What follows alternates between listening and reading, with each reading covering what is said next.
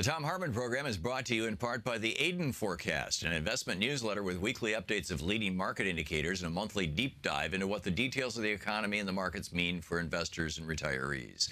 On the web at aidenmarkets.com. Wines have some of the highest pesticide levels in our food chain. This hour brought to you by ecowine.com. Pesticide-free wines, organic wines, imported from France by the Organic Wine Company, ecowine.com. The Thom Hartmann Program is brought to you in part by Super Beets. Super Beets are sourced from non-GMO beets, and they're packed with dietary nitrates, helping to produce nitric oxide for more energy, stamina, and support for healthy blood pressure levels naturally. Call 800-568-9889 or go to tomsbeets.com. That's 800-568-9889, tomsbeets, THOMSBEETS.com.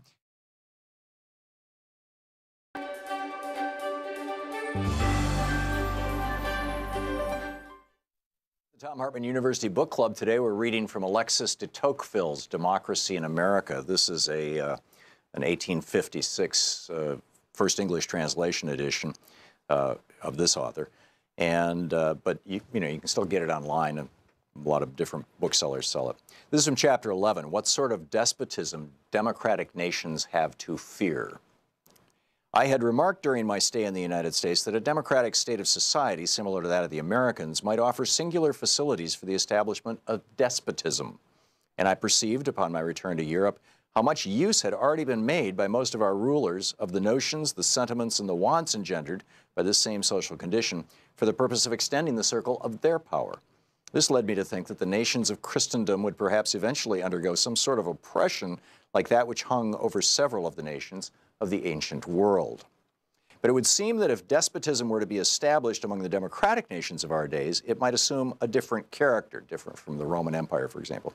It might be more extensive and more mild. It would degrade men without tormenting them.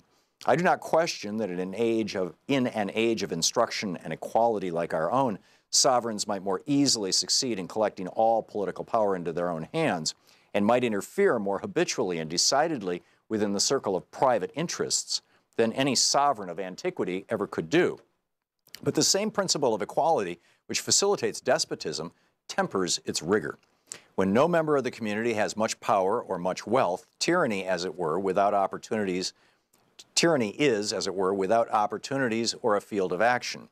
As all fortunes are scanty, the passions of men are naturally circumscribed, their imagination limited, their pleasures simple. This universal moderation moderates the sovereign himself and checks within certain limits the inordinate stretch of his own desires. Independently of these reasons, drawn from the nature of the state of society itself, I might add many others arising from causes beyond my subject, but I shall keep within the limits I have laid down to myself. Democratic governments may become violent and even cruel at certain periods of extreme effervescence or of great danger. Excuse me, think of George Bush and 9/11. But these crises will be rare and brief. When I consider the petty passions of our contemporaries, the mildness of their manners, the extent of their education, the purity of their religion, the gentleness of their morality, their regular and industrious habits, and the restraint with which they almost all observe in their vices, no less than in their virtues, I have no fear that they will meet with tyrants in their rulers, but rather guardians. I think then that the species of oppression by which democratic nations are menaced is unlike anything that ever existed before in our world. Our contemporaries will find no prototype of it in their memories. I am trying myself to choose an expression which will accurately convey the whole of the idea I have formed of it, but in vain. The old words, despotism and tyranny, are inappropriate. The thing itself is new, and since I cannot name it, I must attempt to define it. I seek to trace the novel features under which despotism may appear in the world. The first thing that strikes the observation is an immutable multitude of men, all equal and alike, incessantly endeavoring to procure the petty and paltry pleasures with which they glut their lives. Think now of a television society. Each of them, living apart, is as a stranger to the fate of all the rest. His children and his private friends constitute to him the whole of mankind. As for the rest of his fellow citizens, he is close to them, but he sees them not. He touches them, but he feels them not. He exists, but in himself and for himself alone. And if his kindred still remain to him, he he may be said at any rate to have lost his country. Above this race of men stands an immense and tutelary power, which takes upon itself alone to secure their gratifications and to watch over their fate. Facebook? That power is absolute, minute, regular, provident, and mild. It would be like the authority of a parent if, like that authority, its object was to prepare men for manhood, but it seeks, on the contrary, to keep them in perpetual childhood. It is well content that people should rejoice, providing that they think of nothing but rejoicing.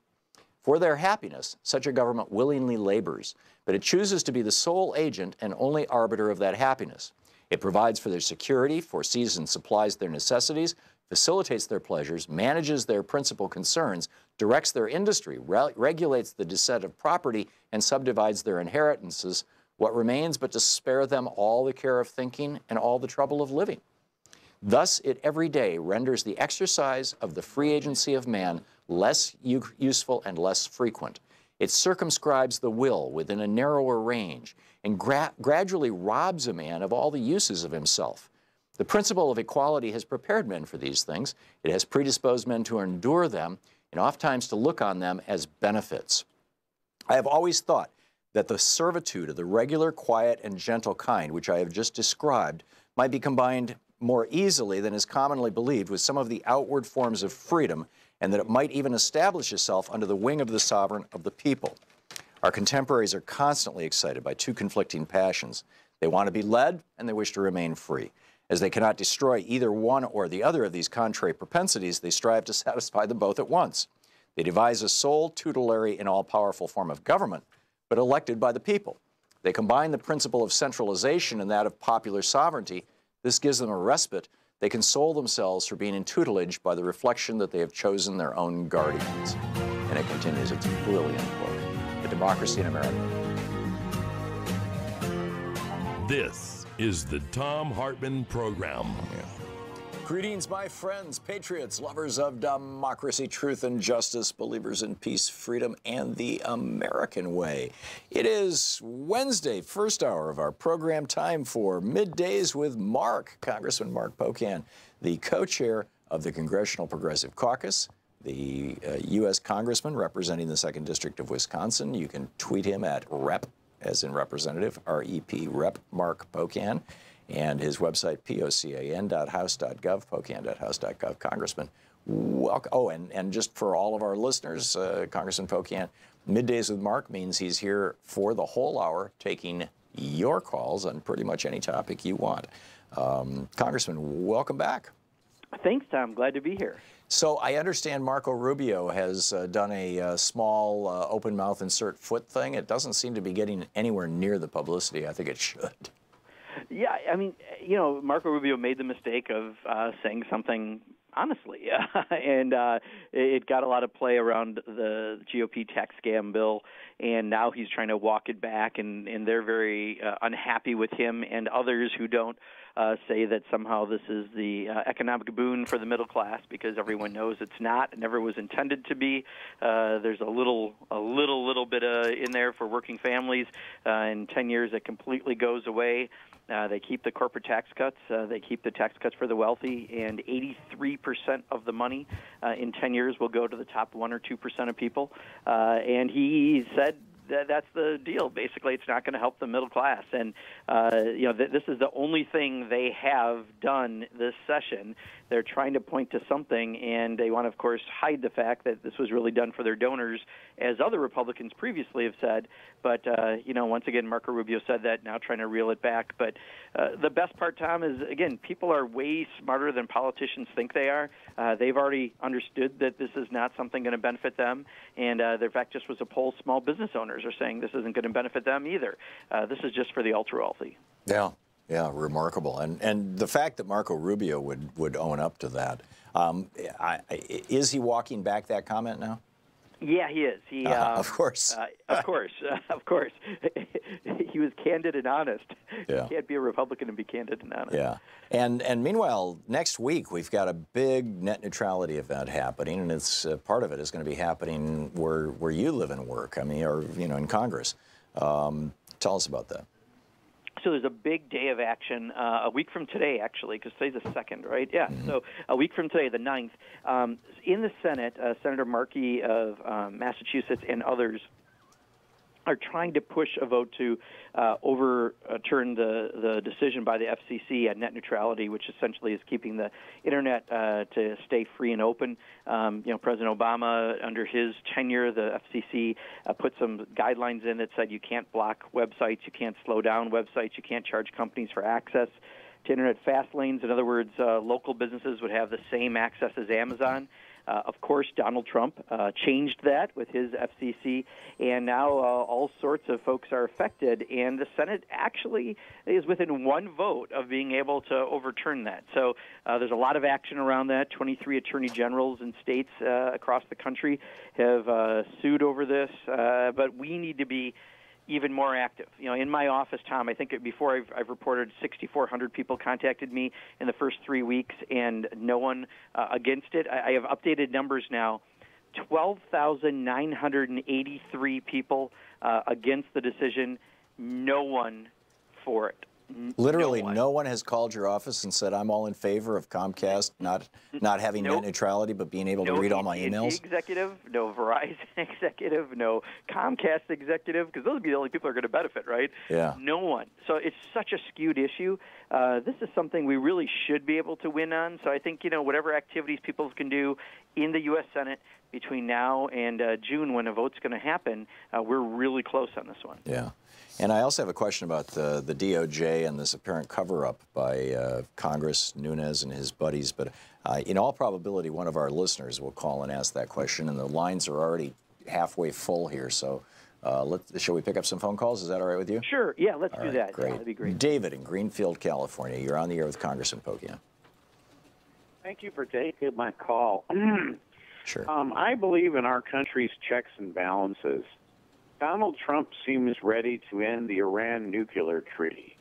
Would Trump only need to use the AUMF to start another never-ending war in the Middle East, or would Trump need to get congressional approval to start a war in Iran? Good question. Well, great question, David. It's kind of two issues, and while they may relate, let me address each of them quickly. One, I think he has until May 12th on the Iran agreement. I was one of our whip team on the Democratic side trying to make sure we got that in place. We don't want more nuclear weapons, period. And I think it would be very unwise of the president to not continue that agreement. If he does, Iran very likely could go about trying to put together nuclear weapons, and then we're going to have all sorts of other problems. So that's one. Secondly, right now, every president since 9/11 has, in my opinion, probably overused the authority under the former AUMF that was created that allows them to go into other interventions around the world. The Constitution says it's up to Congress, except for self-defense. Because of this very loose AUMF that was done post 9/11, every president has used it, and each time I think a little more broader than they should. And while there's some conversations in the Senate of having a new one, because we've had this conversation in the House, what they do could be still open-ended, and that would be a terrible idea. And then that would give the president some hook, some reason to do something, whether it be Iran or anywhere, and you wouldn't have the constitutionally required authority coming from Congress. So they're related, but they're two separate issues that we're dealing with. It seems to me, Congressman, that the only times that we've actually declared war have been when we went to war against white Europeans, when we bombed the crap out of brown people. Whether it's in Central America, whether it's in Grenada, whether it's in Africa, where it's in the Middle East, whether it's in Asia, Vietnam, Korea, 1950. We seem not to need a declaration of war. Am I seeing something here that's not there? But you're seeing a pattern by our interventions. I would just argue, the people who wrote our Constitution clearly wanted it to be the power of Congress, and I'm guessing it's because we also are the closest to the people. And every time you do something that takes it away from us, sometimes members of Congress like that, right? Because they don't want to have to make a tough decision. So definitely that is a part of the problem, Tom. But also every president, especially since this last AUMF, has used it pretty broadly to just ignore Congress because, let's face it, we are more dysfunctional these days, and they're trying to do something quicker and easier. But the Constitution wasn't written to be quick and easy. It was done to be very thorough, and I think that's why we're trying to get a new AUMF that brings us back to the power happening within Congress, except for self-defense. Right. Russ in Hickory Hills, Illinois. Russ, thanks for listening to WCPT. You're on the air with Congressman Pocan. Yeah, Mr. Pocan, maybe I'm overstating this. Did you ever think when you got in Congress that the United States could be more isolated than North Korea? I mean, when he pulls out of the Iran deal, let's be honest, Europeans are going to turn their back. He's pulled out of the climate. He's pulled out of TPP, NAFTA. Don't forget, North Korea was told by China they'll bury them if they use their nukes. I mean, it's just like this Republican Party is just out to end any kind of relationship with anybody. Am I overstating it? Because these guys don't want nobody to be their friends, it seems like. I think, Russ, you're bringing up a really great observational point with this president. It's one thing to be America first. It's another thing to be America only. And I think, this isolationism that this president's putting out there isn't done based on things like keeping jobs in America and having good quality jobs worldwide, having it on good standards. It's done out of xenophobia, right? Much of what he's doing is because, as Tom was saying earlier, our problem with some wars, if there's people who have different colored skins in some areas, this president has been far quicker to do things that make us even more isolationist. And I guess I never thought that in a global era where everything is being more connected globally, that we would be in a retreat as much as we are with this president for all the wrong reasons. Yeah, certainly seems so. We're talking with Congressman Mark Pocan. It's Middays with Mark here on the Thom Hartmann Program. Every Wednesday, the first hour, he comes on and answers your questions for the hour. And Congressman Pocan, by the way, is the co-chair of the Congressional Progressive Caucus. He represents the 2nd District of Wisconsin in the U.S. House of Representatives. His website, pocan.house.gov, and you can tweet him at @RepMarkPocan. Give him a shout and say hi. We'll be right back. This is the Thom Hartmann Program. More of your calls with Congressman Mark Pocan right after this.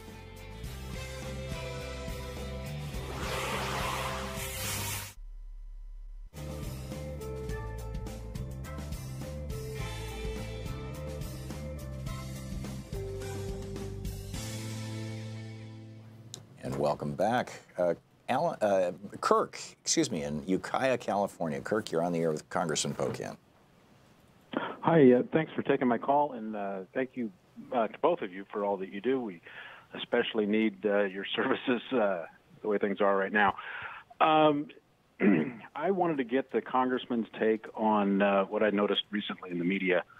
CNN especially, and corporate media in general, like to interview and quote Alan Dershowitz, the Harvard professor, I think emeritus now, who describes himself as a liberal Democrat. And after he made some comments I wasn't happy with, I did a little research, and I noticed that he, at some point, had stated that if Keith Ellison were to become the DNC chair, that he would resign, Alan Dershowitz would resign from the Democratic Party. And I'll take my answer or comment off the air, but that kind of bothered me a little bit. But thanks again to both of you.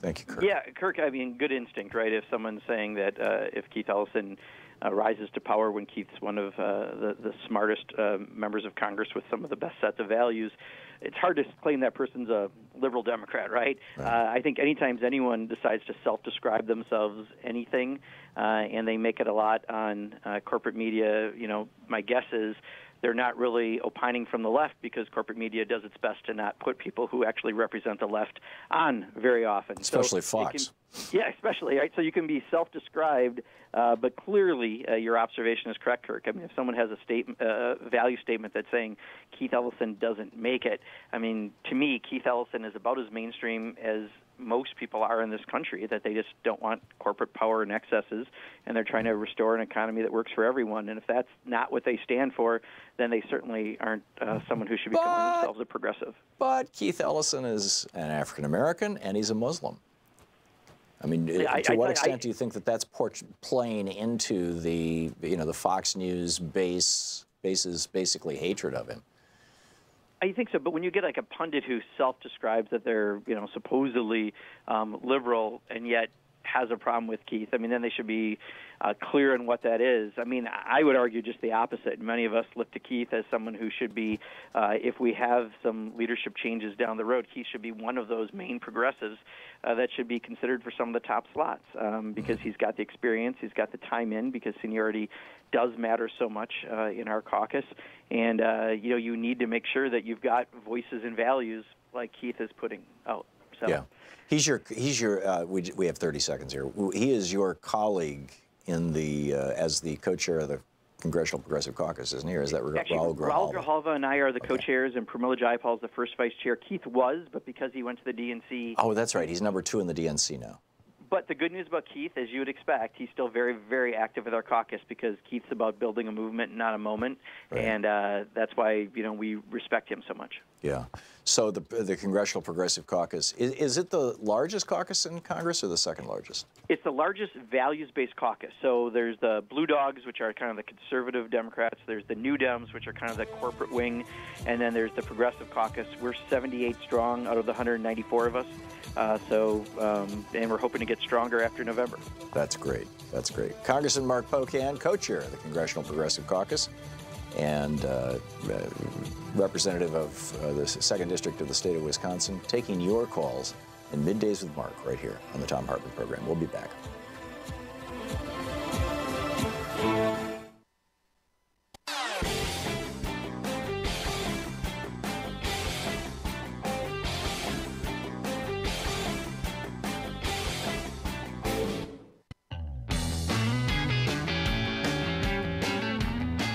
Defending America from the weapons of mass deception. Thom Hartmann here with you. Congressman Mark Pocan taking your calls for the hour on Middays with Mark. Linda in Deerfield Beach, Florida. Thanks for listening to SiriusXM. Linda, what's on your mind? Hi, Tom. You had ranted a few weeks ago about the post office, and you had a libertarian on there that, well, of course, didn't like us much. And Mr. Pocan, in our union magazine, which I'm going to send Tom at his Washington address, it talks about severe cuts, as much as us paying 80% for our health care, taking away our COLAs, reversing anybody that's like getting the COLAs. In other words, they're slowly going to take away from your retirement, even if you are a retiree. It affects civil service and FERS. And also the Social Security supplement that you get up to the age of 62, which I know a lot of companies don't offer that, but that's one of the benefits of working for the post office. I'm curious if Mr. Trump can put this into a budget bill that we're going to lose many of our benefits, and many of us, it'll hold off on us retiring. And I'll take your question off the air. Tom, I have your Washington address. I'll send you this magazine. You'll see it. It's our union magazine. We no longer live in Washington, Linda, and we discourage people from sending us things. But feel free to post to our Facebook page a link to it or any information about it, and I'd be glad to take a look at it. Okay. Linda, and also one other thing is our food drive, the nation's biggest food drive is happening next Saturday, the day before Mother's Day. Thank you, Tom. That's for the postal workers. Thank you, Linda. Yeah, Linda, thanks for that second part, because I'll see if I can share that with other members. We should be able to make sure we help publicize that as well. Thank you for doing that. As you know, Linda, anyone who works for the postal system knows, there's this major effort that was largely led by Darrell Issa of California to try to privatize the Postal Service, right? They've done everything possible. Under George W. Bush, they made the Postal Service have to prepay 75 years into the future benefits. No other agency is required to do that. That's largely the reason why there have been some fiscal issues for the Post Office. But rather than addressing that, we should be addressing other ways for the Post Office to be profitable. Let the Post Office go into more areas. But this is relied on the rural parts of my district. They tell me if they don't have a post office and they don't have broadband, they're not in business. and people in those areas of our country won't have jobs and won't be able to get by. So all these attempts to try to go after federal employees while it's hot on the Republicans' agenda, I find it next to impossible that the Democrats would ever accept that, Linda. We respect the federal employees. We respect the services that people get from that. And I can tell you, I, for one, for sure, will be fighting to make sure those things don't happen. Marta in Big Bear Lake, California. Thanks for listening to SiriusXM. You're on the air with Congressman Pocan. Yes. Hi, Congressman Pocan. My question is, I believe people voted for Donald Trump based on economics, as you know, their own economic situation, but also what their values are. And how might the Democratic Party and Democratic candidates counter that with a much more compelling and sustainable vision of an economic plan in terms of a sustainable one that would create millions of jobs? And I'm thinking of a Green New Deal. I've been reading on Wikipedia, of all places, about how Thomas Friedman wrote about that in the New York Times, and just really how it could transform our economy, make it sustainable, less based on consumerism and fossil fuels. What do you think about that?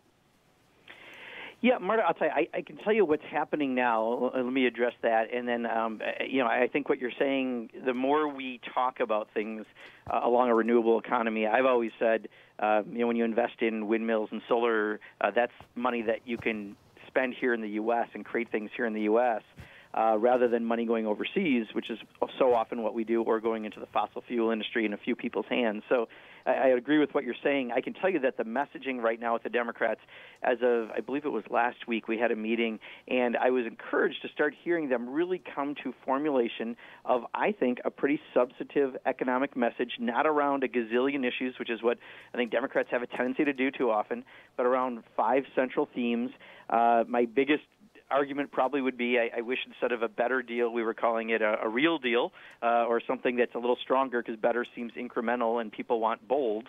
But their ideas actually are pretty solid and pretty bold, and I'm hoping that in the coming weeks, as this comes to fruition, we're going to have something that talk about that people will see is a clear contrast, and hopefully can counter how simple the Republicans put out their values. We need to do the same, and I think we might be getting there.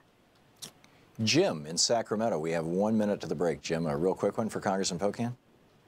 Yeah, Congressman, you did a wonderful thing there during the town hall period where you were appearing in Ryan's district. I think maybe you brought it really home that he couldn't go on not taking phone calls.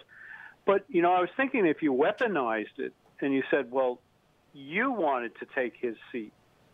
In other words, you're a congressman. You really have valid authority to state your mind. And if you're doing it for the neighboring district, why wouldn't you be accepted there? So you had that opening. Of course, that's shut because you were successful. He backed down. He's not running. But I'm thinking, isn't that possible to do in other districts? I think you have to live in the district, don't you, Congressman? Yeah, well, or you say you're going to live in the district that you're going to run in. However, then you're going to lose your own district because you're up at the same time. So that theory wouldn't work. But Jim, it's adopted town hall. We've done it in at least 29 different districts. I did it 5 times in Paul's district. I do think it was one of those things that really pointed out the hypocrisy of the Republicans not willing to listen to their constituents, and people are still doing it around the country. So thanks for your kind words on it. Congressman Mark Pocan with us. Stick around. You're listening to the Thom Hartmann Program. Call 202-808-9925. We'll be back with more of your calls for Congressman Mark Pocan and Middays with Mark here on the Thom Hartmann Program right after this break at the bottom of the hour. Stick around.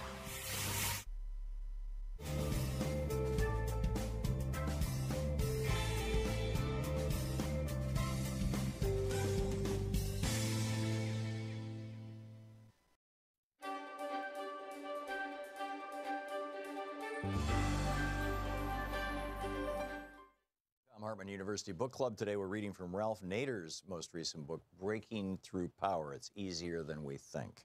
This is from the first chapter. It's titled Plutocracy of Maximums, Democracy of Minimums. When I was a student at Princeton University, I learned from my anthropology studies the concentration of power in the hands of a few is common to all cultures, societies, nations, tribes, cities, towns, and villages. Even where the thirst for self-governance and democracy is strong, as was the case in New England towns before the American Revolution against King George III, wealthy Tories were there too. In central and western Massachusetts, the farmers used the term the river gods to describe the rich merchants using the Connecticut River as a possible profitable trading route. These days, most people protesting for economic justice use the term the 1% to describe the ultra-small group of people who wield enormous influence over our society today. There is something about the differences in skill, determination, lineage, avarice, and pure luck that stratifies most people from the rulers who dominate them. In the political realm, the few become dominant because they hoard wealth and are driven to exercise power over others. When a small group rules a society, the political system is considered an oligarchy.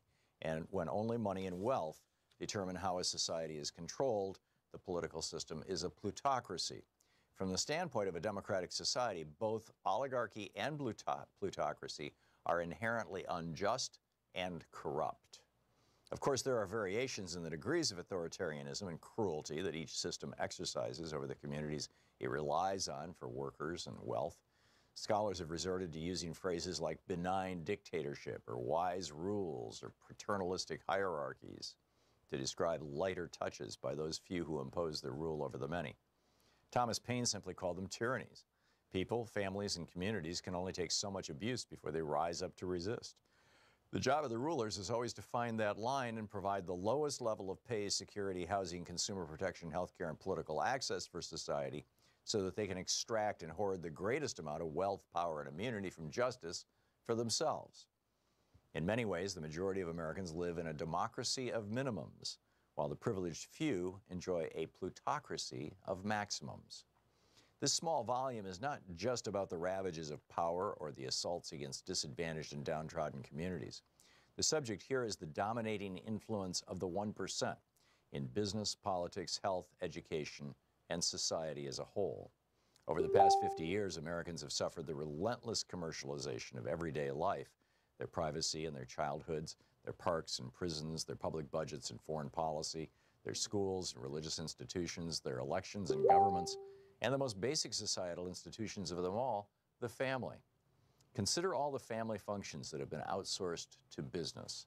Eating, cleaning, childcare, counseling, therapy, entertainment, sports, lawn work, simple repairs have been increasingly commercialized, commodified, packaged, and marketed back to us as products of luxury and convenience. Even mother's breast milk has been displaced by infant formula. In a plutocracy, commercialism dominates far beyond the realm of economics and business.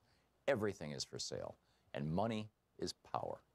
But in an authentic democracy, there must be commercial-free zones where the power of human rights, citizenship, community, equality, and justice are free from the corrupting influence of money. Our elections and our governments should be such commercial-free zones. Our environment, air, and water should never fall under the control of corporations or private owners. Children should not be programmed by a huckstering economy where their vulnerable consciousness becomes the target of relentless corporate marketing and advertising. American history demonstrates that whenever commerce dominates all aspects of national life, a host of ills and atrocities have not just festered and spread, but become normal. Enslavement, land grabs, war, ethnic cleansing, serfdom, child labor, abusive working conditions, corrupt political systems, environmental contamination, and immunity from the law for the privileged few. History also shows that whenever there have been periods when enough of the country organizes and resists, we see movements of people and communities breaking through power. Progress is made, rights are won, education and literacy increase, oppression is diminished. It was in this manner that people of conscience abolished the living nightmare imposed by the laws and whips of white enslavers. The nation moved closer to promises of life, liberty, and the pursuit of happiness expressed in the Declaration of Independence. We won more control over our work, our food, our land, our air, and our water. Women secured the right to vote. Civil rights were elevated and enforced. Public schools, improved environments, workplace collective bargaining, and consumer protections did not spontaneously evolve. They were won by people demanding them and breaking through power. These moments of great progress are expressed in terms of new legislation, regulations, and judicial decisions that directly benefit life, liberty, and the pursuit of happiness. The book, Breaking Through Power, by Ralph Nader. Breaking Through Power, it's easier than we think.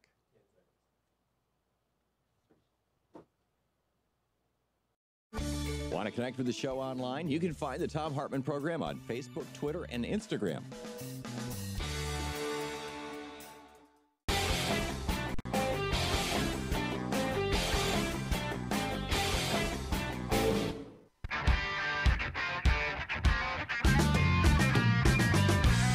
It's talk media for the sane among us, the Thom Hartmann Program. Our Middays with Mark, our Congressman Mark Pocan, taking your calls for the hour. Dan in Omaha, Nebraska, you are on the air with Congressman Pocan.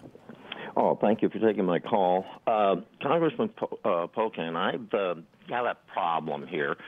I took American history in high school. I took American history in college. And when it comes to discussing FDR and the regulatory people, one of them was the FCC, and the FCC was a regulatory commission to take care of the industry, not to help them, but to help the public. And as I see this net neutrality being threatened, I see that all of a sudden, instead of the FCC regulating the industries, it's now regulating us, telling us how much of the net we can have now. And I wonder why people haven't thought of that. I mean, it's a regulatory organization. It's not something that helps the industry. Can you explain that? Yeah, this is a classic example of the elections have consequences model, right? Donald Trump becoming president after Barack Obama.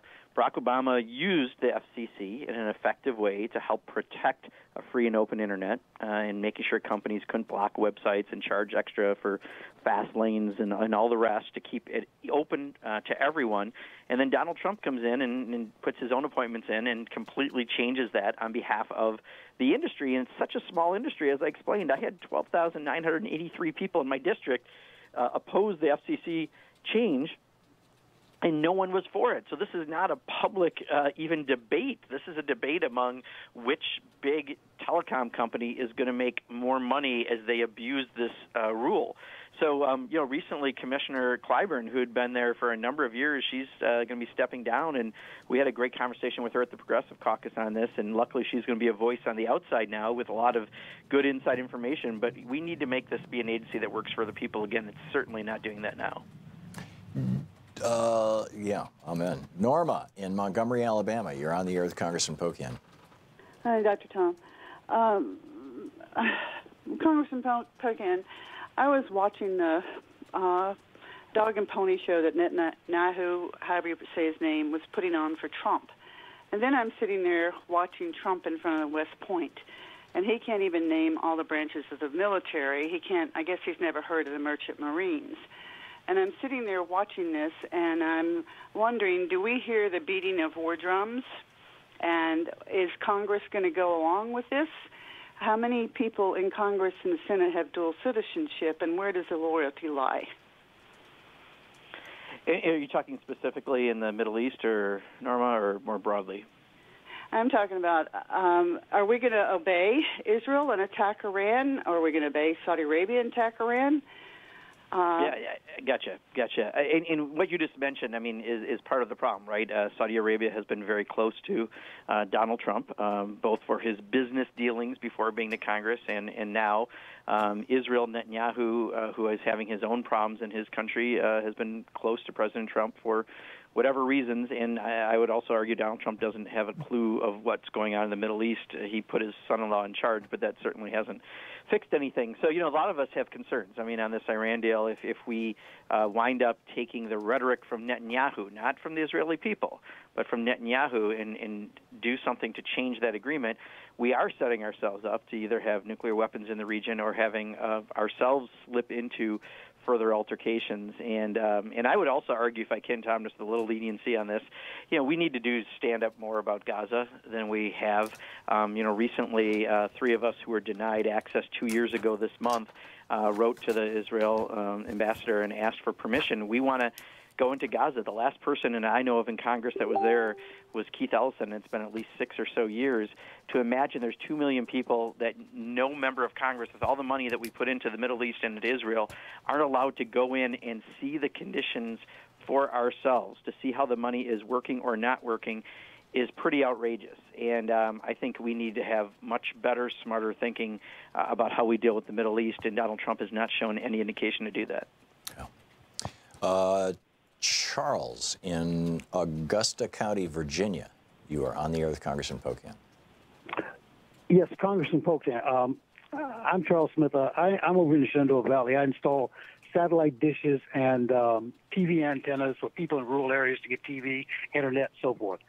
Right now, I just learned about this FCC repack that's going on, where they're taking all of the RF frequencies above 36 and giving those to the telephone industry, the cell phone industry. So is this an effort by the FCC to get rid of off-air TV, or everyone's going to go to satellite or cable? I know the answer to that. You do? Yeah. Go ahead, Tom, and then I can offer something extra on that, but I don't have a specific answer to his question. Yeah, I'm on the board of Vocal, which is a charity that, we distribute money to groups for good works, and we make our money from leasing bandwidth to Sprint. So I'm real familiar with this, I think. There's a fair amount of TV frequencies that broadly are not being used for TV.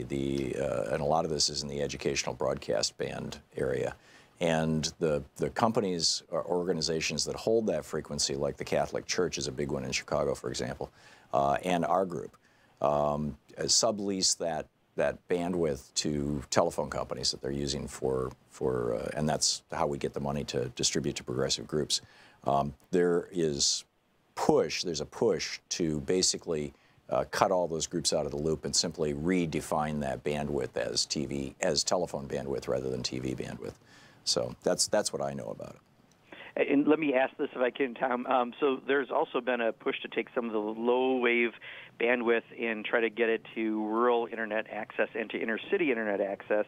Is this a separate move than that? Yeah, that's a whole separate thing. Yeah, because the other move that we're looking at, Charles, also is, and I'm in the school of throw all the spaghetti on the wall and let's see what sticks when it is trying to get broadband out there, is they're looking at some of the low wave emergency channel and other stuff that's not even used that you can actually now provide in some rural areas much more affordably broadband, high-speed broadband. Right. And Microsoft is one of the companies that's in some development on that. They admit their goal is just to get everyone in the cloud. My goal is to make sure that everyone in my rural areas has the same access to do their homework and run a business as the people in my urban areas. And that's not, I don't think, part of the repackaging, although there is an effort to try to get some changes on that may take official recognition. Yeah, there is no effort, though, to take down over-the-air TV. There is space between the channels on over-the-air TV where there's discussion about using that space. And there's a big space between channels, I think it's 6 and 7, that has been used for a long time. Ham radio operators, for example, that's the 6-meter band. But anyhow, back to our callers here. Patricia in Portage, Wisconsin, you're on the air with Congressman Pocan. Hi, I write a living wildlife column for the Capital Times newspaper out of Madison, and I am lobbying you to add in biodiversity destruction in with climate change as on the progressive Democratic platform, because part of the responsibility of legislators is to lead on issues that the public doesn't understand are critical to their survival. And even the Vatican met in February 2017 and pronounced biodiversity destruction, 2/3 of wildlife gone in 50 years, is a panic on this planet. And it's not being addressed. And I think the Democratic Party has to be bold, and part of that boldness is leading on issues that the public is virtually ignorant that are important. And part of that is taking our federal and state agencies away from hunting and trapping licenses, funding them, and putting them into general public funding. Thoughts, Congressman? Yeah, so Patricia, I think the point you make is good, and if it's not implied, at least it's implied, if not fully stated, that obviously biodiversity is an important part when you talk about climate change. So I appreciate the words you're saying, and maybe we just have to be making sure that it's fully included in as we talk about it, because the impacts of losing biodiversity is more than just losing species, but it's all the connectivity and what that means in many other areas and what that means. So it should be something that's ranked higher, and I certainly appreciate what you're saying. Tim in Utica, Michigan. Hey, Tim, thanks for listening to Sirius XM. You're on the air with Congressman Pocan. Yes, good afternoon, gentlemen. I was just wondering if the congressman, during one of their discussions on the floor, would ask his fellow congressmen, primarily Jim Jordan and Mark Meadows, why are they supporting the Russians over our Justice Department and our FBI? You're talking about the proposed impeachment of Deputy AG Rod Rosenstein? Exactly. Yeah. Okay. Well, not only that, they've been going after Mueller and the entire FBI hierarchy, saying that, you know, there's the deep-seated black commission or whatever they call it. Yeah. Well, let's get Congressman Pocan's thoughts. Clearly, Ronald Reagan would be turning over in his grave. I think, to see people who call themselves conservatives acting like they are. I mean, I think they use this as a means to their ends. The ends are that they're trying to kind of dismantle the federal government, and they're just going to take advantage of any opportunity to do so. And if they think they have their hooks in Donald Trump to get him to do some things, and he's going to be slowed down by this investigation, they're going to try to slow down or get rid of the investigation. So it's not even that they care, which is really sad, right, that another country might be interfering with your elections at the level they are, and yet what they're really concerned about is dismantling the federal government, and they'll do anything to get there. And that's just a sad statement of where their party is today, Tim. Yeah, party above country, really. Yeah, absolutely. Is what it seems like we've come to, which is really, really tragic. Congressman Mark Pocan, it's Middays with Mark on the Thom Hartmann Program, taking your calls for the hour. He represents the 2nd District of Wisconsin. His website is pocan.house.gov. He's the co-chair of the Congressional Progressive Caucus, and you can tweet him at Rep. Mark Pocan, as in Representative Rep. Mark Pocan. You're listening to Thom Hartmann. Visit thomhartmann.com for audio and video archive. And all of that is spelled just as you might think, REPMARKPOCAN. So drop him a hello on Twitter. We'll be right back.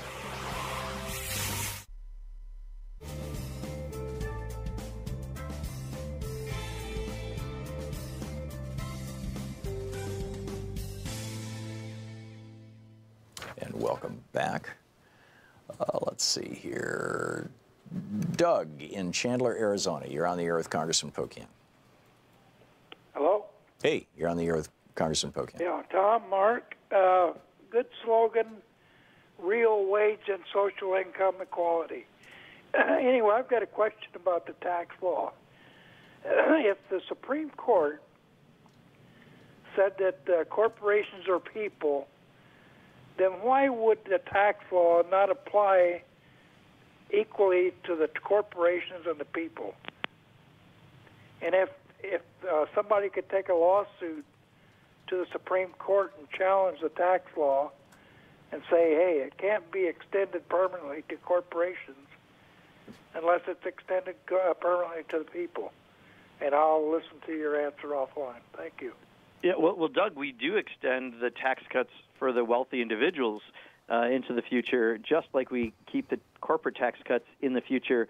It's only the tax cuts, the little bit they put on for misdirection to working families that go away in 10 years. So I guess, I always think there's other interesting I think lawsuits and things we could do based on this, is a corporation a person, that we could be very effective in trying to end what right now I think is a terrible aspect of our campaign finance law. But in this particular case, they do keep the tax cuts for the wealthy and the tax cuts for corporations, which is really the part that shows where their real values are. The only people who lose the tax cuts are those people in the middle class. And again, it just shows that it was done for some show, to have some cover, as they really took care of their donors.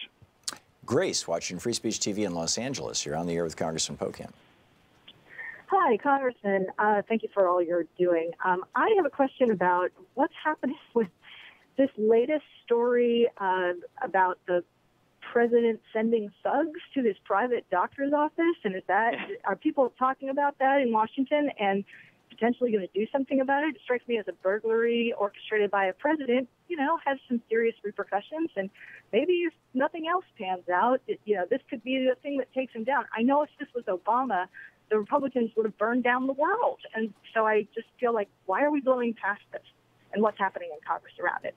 Yeah, great. So this is the week where, at least in the House side, we're back home, so we're not in Washington. But, I think when the doctor talked about them coming in and basically forcefully getting their records, I mean, you have a right to your records, but it's how they did it. And I think even more interestingly, and I don't think this is going to be more damning in the sense that, it's part of the obstruction of justice or anything, but I think just telling the psyche of a person who doesn't have the stability to be president is the fact that after this doctor who wrongfully released a prescription drug that he's on about hair growth, that they did this, that then, this doctor now has told us that the president basically wrote the letter that said he's going to be the fittest person to ever become president and all about his health and everything else. I mean, this is just a person who is such an unbelievably narcissistic individual who will say and do anything to try to just get ahead,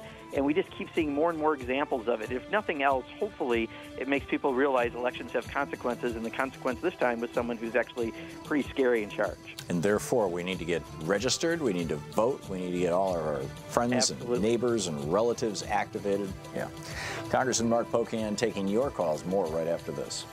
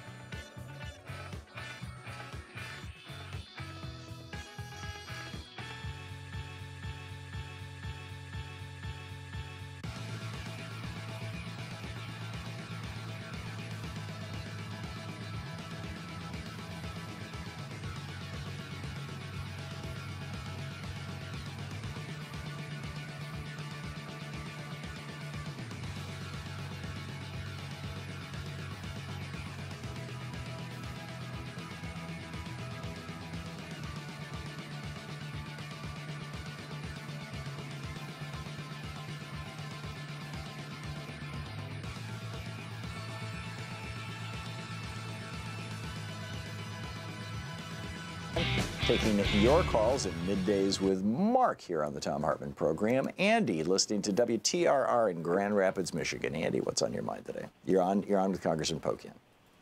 Hey, Mark, and hey, Tom. Hey, what I'm upset about is none of these government officials, Republicans, how come we're not screaming bloody murder that we have a foreign country into our elections and we're not doing a thing about it? It's bad enough that with Citizens United, you've got corporations owned by China, and they're paying our politicians and getting their votes for their stuff. Where's my vote? Yeah, Andy, this is the sad part about party before country. I mean, again, Ronald Reagan, think back to Ronald Reagan, Republicans then and to Republicans now. And not saying that I want people to, raise things to a Cold War at all, but any country that would try to hack into and affect our elections, there has to be a reckoning with. And instead, they're doing everything they can to provide cover for the president so that they can keep passing tax cuts for their donors and trying to now dismantle Social Security and Medicare. That's what they really want to do. It's about taking away the state, not the deep state. They always use that language. They just don't believe in a functioning government, which is a ridiculous concept, survival of the fittest. So they're willing to do anything to get there, even if it's something as ridiculous as not being concerned about someone trying to hack into elections. Jan in Omaha, Nebraska. You're on the air with Congressman Pocan. Yes, I have a question, Congressman, and thank you, Tom, for taking my call. I just want to know when exactly they are going to start paying back Social Security, all the money that they have borrowed from it. I'm a boomer, and I'm really upset. Last figure I heard was $15.7 trillion that they took out of Social Security. I'd like to know when they're going to pay it back. Yeah, so Jan, the debate these days, if Paul Ryan had his way, especially on his way out, he would love to privatize Social Security. We have been hearing for how long that this is going to go bankrupt, yet, as you said, we've taken money out that we have to pay back in, but more importantly, the fact that we're somehow saying it's a system doomed to failure, when as simple as lifting the cap on what people pay into the system. And Tom, I'm always amazed at how many people don't know the story that, right now I think it's around $126,000. When you make $126,000, you quit paying into Social Security, not another dime. It's really a regressive tax. It's the opposite of every progressive tax. Yeah, the richer you get, the less you pay. Yeah, exactly. And because of that, there are some issues with the baby boomer population coming in all at once, where if you lifted that cap entirely, you'd have payments well into 75 years plus into the future. And even if you just adjusted the cap, you could have a longevity to the program. So I think our real fear is that they're just trying to say, again, Social Security bad, problem, we have to get rid of it, have to privatize it and put it into Wall Street's hands so that someone can make money off of it. Probably the same people that Paul Ryan will go work for after he's out of Congress and make 20 times his congressional salary. So, I think that's the real issue is don't let them try to sell us a bill of goods. This is one of the most popular programs that people pay into every single paycheck. We have to make sure it's there for them, and we can't let them try to put it into a lottery. Rhoda in Portland, Michigan. You're on the air with Congressman Pocan. Hi, good afternoon. Hi, Tom. Hey, Rhoda. Glad you're better. I have a question for the congressman, and I'd like to take my answer off the air so people can speak to him. Why is it that Congress is so silent about the situation in Yemen? I mean, nobody talks about it. Nobody has said anything. They need to discuss that and take care of it. It's kids dying. I mean, you're literally seeing the effects of cholera and diphtheria, children, close ports. I want to know what Congress thinks about that, and I'll take my answer off the air. Thank you, Rhoda. Yeah, Rhoda, so I would argue right now probably the two greatest humanitarian crises we have are in Syria and in Yemen. And we have had we have made efforts in the House to raise this issue, to get a vote on it, had some difficulty. But the Senate, because the rules are slightly different, Bernie Sanders and Mike Lee, a Republican from Utah, were able to actually force a vote. And while they were a few votes short of saying the U.S. couldn't be involved, it actually got an afternoon of debate on the floor of the Senate, which has been unheard of for, this is the first time we've been able to use this action in this way. The real problem is the corporate media, because it didn't fit into their plans of selling detergent in the 22 minutes they have to offer at news time, didn't really cover it very much. So, I think the difficulty that I have sometimes is even when we get it to, this has been the farthest we've ever been able to bring an issue like this before, and the message still doesn't get out there. So the good news is Congress, I think, is more aware of Yemen than ever before. The bad news is, unfortunately, we weren't able to fix it. Congressman Pocan, thanks so much for being with us today. Absolutely. Thank you, Tom. Really appreciate it. We're wrapping up Middays with Mark, Congressman Mark Pocan. You can find his website at pocan.house.gov. You can tweet him at @RepMarkPocan. We'll be back. Charles Sauer is going to be here to talk about sex.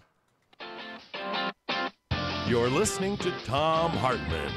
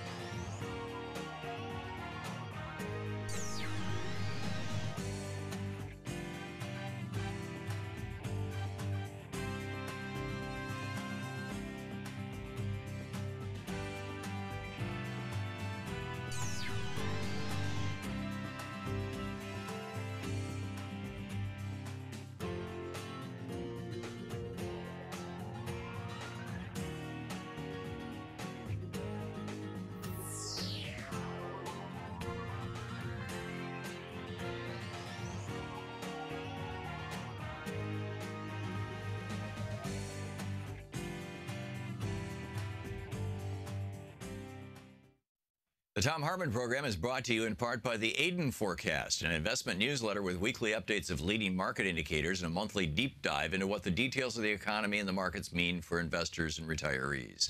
On the web at aidenmarkets.com. Wines have some of the highest pesticide levels in our food chain. This hour brought to you by ecowine.com. Pesticide-free wines, organic wines, imported from France by the Organic Wine Company, ecowine.com. The Thom Hartmann Program is brought to you in part by Super Beets.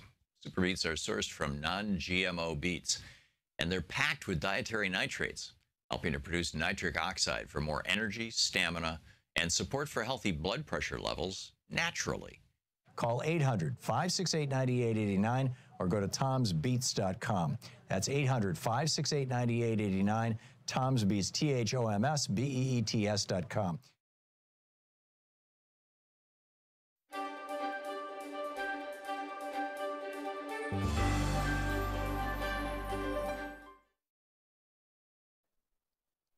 In the Thom Hartmann University Book Club today, we're reading From American Holocaust by David Stannard, The Conquest of the New World. This is from the prologue. Just 21 years after Columbus's first landing in the Caribbean, the vastly populous island that the explorer had renamed Hispaniola was effectively desolate. Nearly 8 million people, those Columbus chose to call Indians, had been killed by violence, disease, and despair. It took a little longer, about the span of a single human generation, but what happened on Hispaniola was the equivalent of more than 50 Hiroshimas, and Hispaniola was only the beginning. Within no more than a handful of generations following their first encounters with Europeans, the vast majority of the Western Hemisphere's native peoples had been exterminated. The pace and magnitude of their obliteration varied from place to place and from time to time, but for years, now historical demographers have been uncovering in region upon region post-Columbia depopulation rates of between 90 and 98%, with such regularity that an overall decline of 95% in Native American population has become a working rule of thumb. What this means is that, on average, for every 20 natives alive at the moment of European contact, when the lands of the Americans teemed with numerous tens of millions of people, only one stood in their place when the bloodbath was over. To put this in a contemporary context, the ratio of native survivorship in the Americas following European contact was less than half of what the human survivorship ratio would be in the United States today if every single white person and every single black person died. The destruction of the Indians of the Americas was far and away the most massive act of genocide in the history of the world. That is why, as one historian aptly has said, far from the heroic and romantic heraldry that customarily is used to symbolize the European settlement of the Americas, the emblem most congruent with reality would be a pyramid of skulls. Scholars estimate the size of the post-Columbian Holocaust have climbed sharply in recent decades. Too often, however, academic discussions of this ghastly event have reduced the devastated indigenous people and their cultures to statistical calculations in reconciling demographic analyses. It was easy for this to happen. From the very beginning, merely taking the account of so mammoth a cataclysm seemed an impossible task. Wrote one Spanish adventurer who arrived in the New World only 2 decades after Columbus's first landing, and who himself openly reveled in the torrent of native blood. There was neither, quote, paper nor time enough to tell all that the conquistadors did to ruin the Indians and rob them and destroy the land, end quote. As a result, the very effort to describe the disaster's overwhelming magnitude has tended to obliterate both the writer's and the reader's sense of its truly horrific human element. In an apparent effort to counteract this tendency, one writer, Svetsan Todorov, began his study of the events of 1492 and immediately thereafter with an epigraph from Diego de Landa's Relación de las Casas de Yucatán.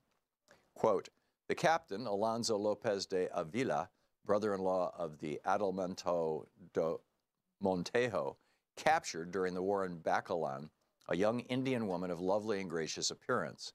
She had promised her husband, fearful lest they should kill him in the war, not to have relations with any other man but him, and so no persuasion was sufficient to prevent her from taking her own life to avoid being defiled by another man. And because of this, they had her thrown to the dogs. Toborov then dedicates his book to the memory of a Mayan woman devoured by dogs. It is important to try and hold in mind an image of that woman and her brothers and sisters and the innumerable others who suffered similar fates as one reads Todorov's book, or this one, or any other work on this subject, just as it is essential, as one reads about the Jewish Holocaust or the horrors of the African slave trade, to keep in mind the treasure of a single life in order to avoid becoming emotionally anesthetized by the sheer force of such overwhelming human evil and destruction. There is, for example, a case of a small Indian boy whose name no one knows today, and whose unmarked skeletal remains are hopelessly intermingled with those of hundreds of anonymous others in a mass grave on the American plains, but a boy who once played on the banks of a quiet creek in eastern Colorado, until the morning in 1864, when the American soldiers came. Then, as one of the cavalrymen later told it, while his compatriots were slaughtering and mutilating the bodies of all the women and all of the children they could catch, he spotted the boy trying to flee. Quote, "There was one child, probably 3 years old, just big enough to walk through the sand.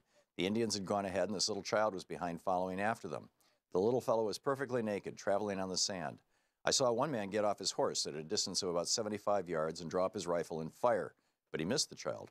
Another man came up and said, 'Let me try the son of a bitch, I can hit him.' He got down off his horse, kneeled down and fired at the little child, but he missed him too.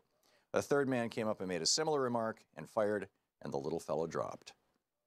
We must do what we can to recapture and try to understand in human terms what it was that was crushed, what it was that was butchered. It is not enough merely to acknowledge that much was lost.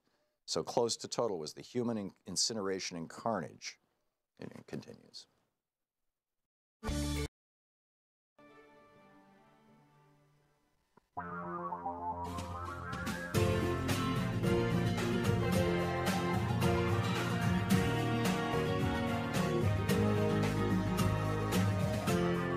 This is the Thom Hartmann Program.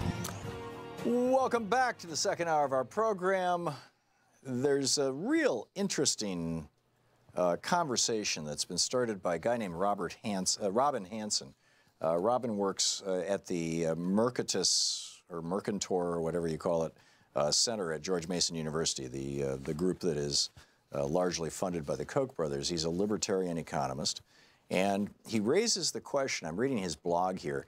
His most recent post, this is from yesterday, is titled "A Pullable Thread of the Social Fabric," and he mentions the incels, the involuntarily celibate people, and he compares them to liberals. He says, while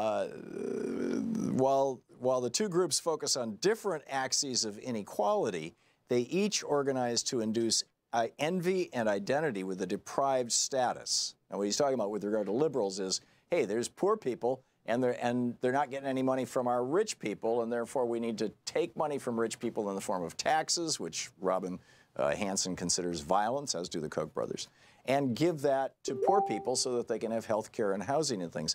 So anyhow, back to what he says. They each organize to induce envy and identity with a deprived status, to hint at the possibility of violence. Obviously, the possibility of violence in the case of liberals is, if you don't give us your taxes, we will put you in prison. And to lobby for, quote, redistribution. And then he goes on to say that this is proof that policy can, in fact, influence sexual inequality. He's talking about ancient societies. He says most ancient societies had policies that influence the redistribution of sex. And this is proof that policy can, in fact, influence sexual inequality.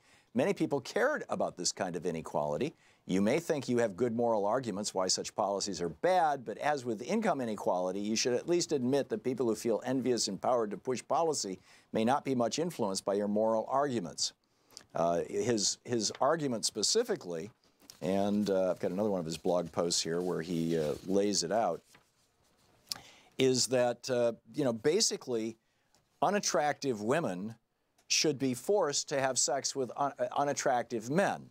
And this is, one proposed policy. This is not specifically from Robin Hansen. He's blogging about it. this is from Josh Marshall. This anger at women from these involuntarily celibate men who believe they are sexually unappealing, and as they are, and yet nonetheless refuse to have sex with them. The women refuse to have sex with them. One proposed policy is to have the government assign each person a sexual market value. That's what Hansen is talking about here. People can only have sex with people of their own value, and for women, the more partners they have, the further their market value number falls. Sort of big data of slut shaming, and so basically the more sexually active a woman becomes, the greater an obligation she incurs to have sex with the least sexually appealing men. And the only way to up her score, in other words, to get out of having sex with these unattractive men, is through exercise to make herself more attractive. So he says alternating bouts of servicing sexually enraged losers and logging nonstop hours at the gym. This is the idea for women, apparently, and Professor Hansen here talking about this at some length. He's got another blog post. It's called "Food versus Sex Charity," and he says, well, before I go into all this, let's get another libertarian on to see what they think of this. Charles Sauer, libertarian economist, president of the Market Institute, author of the new book "Profit Motive: What Drives the Things We Do." MarketInstitute.org is the website. You can tweet him at Charles Sauer, S-A-U-E-R. Charles, welcome back to the program. Thanks for having me on. So Professor Hansen is arguing that it is possible to have a marketplace for sex defined by government policy, and doesn't come right out and embrace it, but certainly embraces the concept and says that it has been the case in previous societies. Really? Well, this is just academic exploration, and the worst part here is the pushback on this has been the left's renunciation or moving away from academic freedom to think. And if you read these blog posts, you won't come away with most of the talking points you just came away with. First off, the title of the blog is called Overcoming Bias. It's an economic blog, and in this case in particular, he's talking about the horrific incident in Toronto where an incel mowed down people on a sidewalk, and this story came to light. And so it's in San Bernardino. I think it's something that he mentions in his blog, but he hadn't heard of this group before. And if you look into it, the incels are the ones that proposed providing some sort of a numeric number for attractiveness. And so he looked into this because if you read his blog, I mean, I think it makes perfect sense that the incels' argument and the liberals' argument for income equality seem to be the same. If a business is successful, a liberal moves them down on their chain, and they have to hire more people in the liberal's mind. That's the same argument that incel makes. It's the same argument I've heard you make on here before. So here's what Scott or what Robin Hansen says. This is from his blog post. This is his blog titled "Food versus Sex Charity." And he talks about, the problem of a man wanting food because he's hungry versus a man wanting sex because he's horny. And he says, even then we treat food and sex differently. When we give food aid, we don't just give rice and beans to keep people from starving. We give them enough food to have a moderately tasty diet. He's talking about food stamps. He says, we do nothing remotely similar to sex. For me, the obvious answer is that our concern about inequality is not very general. Compared to inequality in access to food, humans are just not that concerned about sexual inequality, especially for men, poor men. Presumably for our ancestors, the gene pool of a tribe could benefit from equalizing food in ways that it could not benefit by equalizing sex. Is that the counter-argument that he's making here? No, this is a professor thinking out loud on his blog. You're allowed to push back.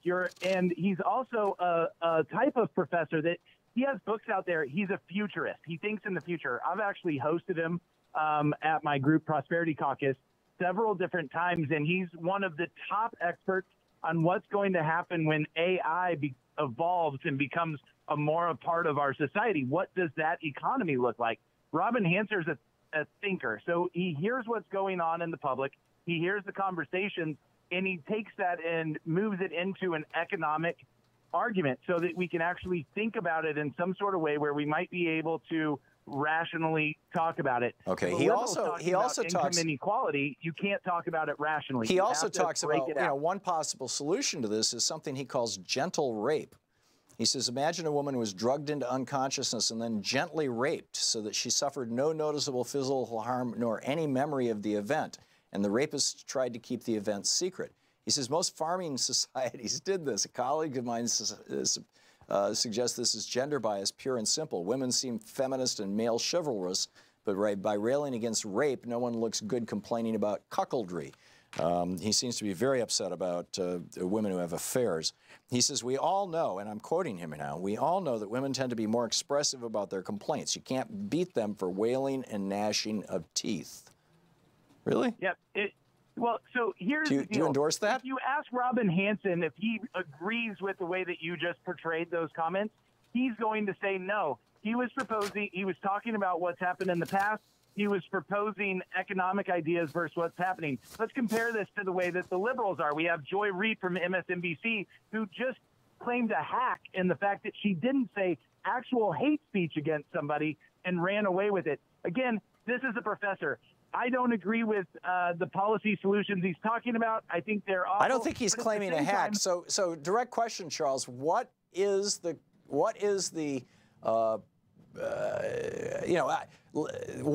libertarian solution to the problem of these unattractive young men who are willing to kill people over their outrage that they're not getting sex? Psychologist. There's no market solution to this unless maybe you could allow and legalize prostitution. That might be the libertarian. But then solution. These guys, I mean, prostitution's widely available. It was certainly available to the San Bernardino shooter and to the Toronto car killer.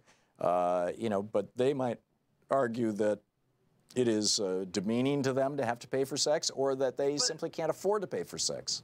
But look, let's look at the way that you're framing this question. The way that you're framing this question is ignoring the fact that Robin Hanson is a professor. He's an academic that talks about economic policy. What you're trying to do is shut an academic down from talking about policy. That's no, what I'm the trying to left discuss likes the doing. policy that he brought up. You have not heard me say one. You have not heard me use one adjective to describe Robin Hanson.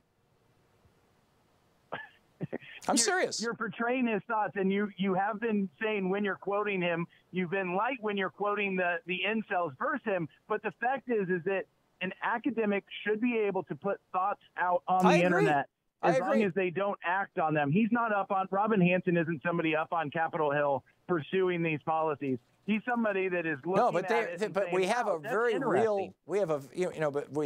real problem with now. We've had two people on this continent who have murdered a bunch of people, principally women, because they are upset that they are involuntarily celibate, that they are still virgins, and no woman has run up to them and say, "Hey, let's have sex," and they're very upset about this. I guess neither one of us, Charles, have a solution to this problem. Charles Sauer, libertarian economist and president of the Market Institute. His new book, Profit Motive, marketinstitute.org. Thanks, Charles. This is the Thom Hartmann Program. We'll be back. You got a solution to this problem? Or maybe we just need to, take seriously putting these guys in prison.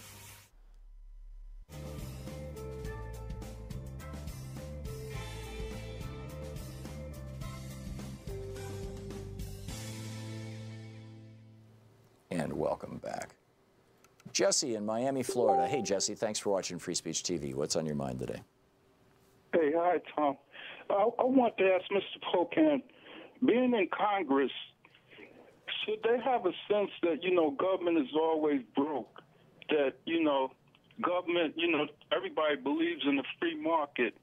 So why isn't government in the free market like everybody else? And that's the reason why they broke, because they're not allowed to really create wealth like anybody else. So, well, that's not the job of government, Jesse. Huh? That's not the job of government. Government is not supposed to be a marketplace. Government defines marketplaces. It's just almost like a Jim Crow.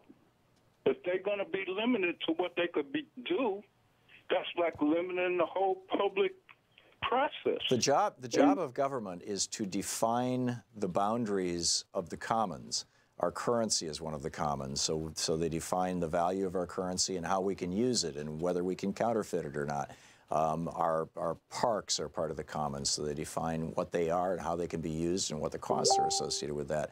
The job of creating value is quite literally the job of the entrepreneur and of private industry. You wouldn't want government making your blue jeans, Jesse.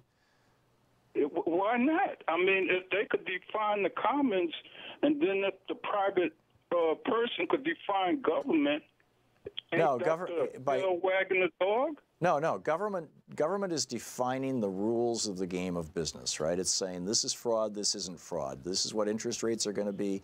Here are the boundaries within which banks can operate. Here's how much a business can rip you off versus how much they can't. All those here's how much pollution you can put into the air. Those are all the appropriate functions of government. They define the boundaries of business. Now, within those boundaries, it's up to business to create value and in the process create profit. But if you're going to define business and then business is going to define value, that's the tail wagging the dog. No, that's the way the system is set up. That's the way the system is supposed to work. It's kind of Jim Crow, because if you're going to have separate and unequal, then where that's going to lead you? Well, Jim Crow was a pushback against Reconstruction, which is where the government came in and said, we're redefining the rules of commerce. It used to be that black people could not participate in commerce and government, it couldn't run for political office, and now black people can. And Jim Crow was a way of saying, no, we're going to figure out a second, we're going to reconfigure the rules of the game to once again exclude black people from the marketplace and from public education and from running for office. Well, you just define what business is doing to government. You How so? Pretty much say, what am I missing the here? government is black people. I don't understand your argument. Well, what I'm trying to say is this. Who defines what? And that's usually what the eye to beholder. Well, no, it should be we the people through our government that define these things. Yeah, well, if we the people is going to have some kind of say, and then somebody's going to have a different kind of say on what value is, especially if they're going to consider a human as property, I mean, how can you take that definition away from the government? We the people. Yeah. Jesse, it seems to me like you're trapped in a logical fallacy, but I might be missing some real subtle part of your argument so we'll have to continue this conversation another time. We're hitting the break. Thanks for the call, though. It's always nice to hear from you, Jesse. We'll be right back.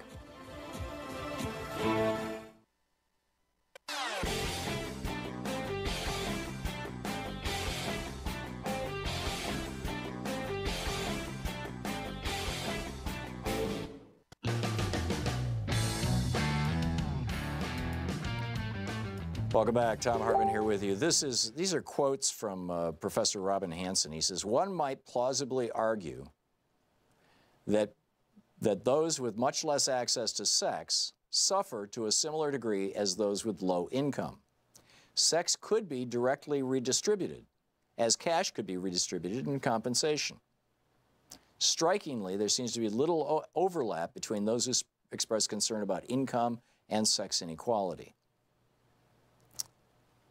He basically is suggesting that there are ways the government could help men find partners in bed by forcing women into sexual slavery.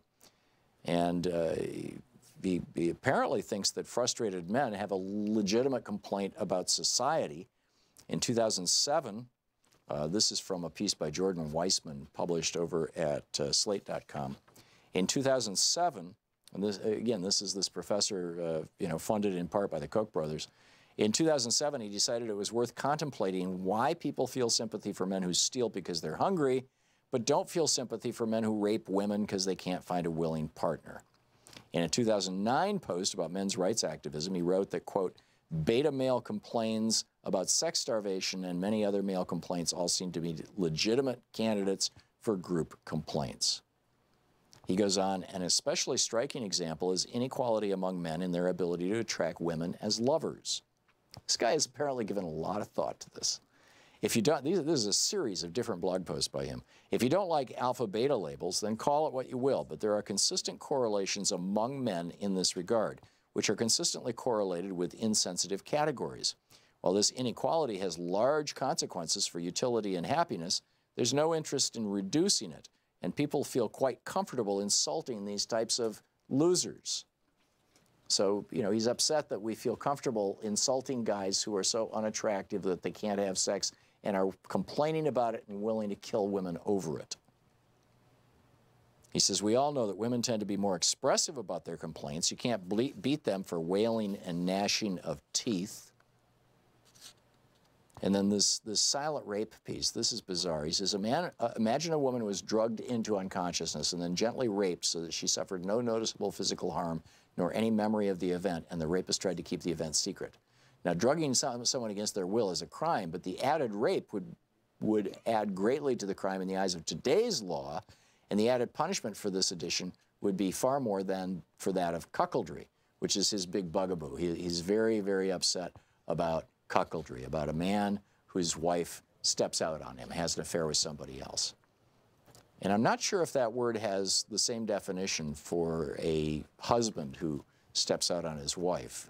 I'm assuming it does, but I've never seen it used that way. Anyhow, he continues. Even after all these attempts to make the cases comparable, however, I suspect most people will still say that the law should punish rape far more than cuckoldry. This, even though most farming societies had the opposite attitude. In other words, farming societies punished sexual infidelity worse than they punished rape. A colleague of mine suggests that this is gender bias, pure and simple. Women seem feminist and men chivalrous by railing against rape, but no one looks good complaining about cuckoldry. What other explanations have you got? So maybe, you know, he's engaging in an elaborate and confusing thought experiment. But when this kind of conversation is used by the Santa Barbara killer to murder women because he's upset that they won't have sex with him, or when it's used by the Toronto killer to murder women, 8 out of the 10, I believe it was, people that he murdered with his van in Toronto were women, from a 2-year-old little girl to a 90 or an 80-something-year-old grandmother, great-grandmother. Then I think that it becomes a little more than merely an academic exercise. On the other hand, you know, we want our academics to be outrageous. We want them to push the boundaries. I want that, anyway. So I'm not sure that I can criticize him for specifically saying this, but it raises an interesting question that, you know, libertarians think that you know, there should be a marketplace for sex. And, you know, obviously they're in favor of legalizing prostitution. But that also within that marketplace, just like there's a marketplace for housing, but also we provide free housing to low-income people.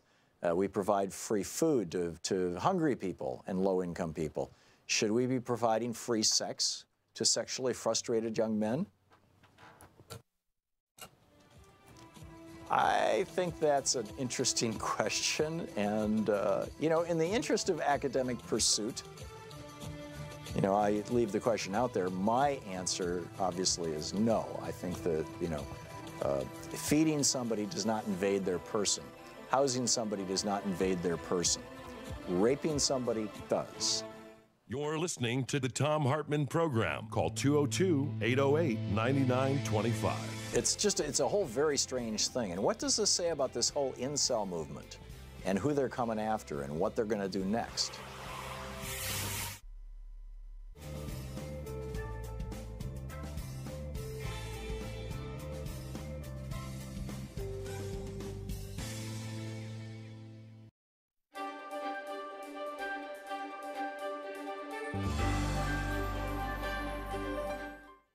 Today in the Thom Hartmann University Book Club, we're reading from Henry Wadsworth Longfellow's collected poems. This is the 1841 edition, but there's modern ones available too. It's the same poems.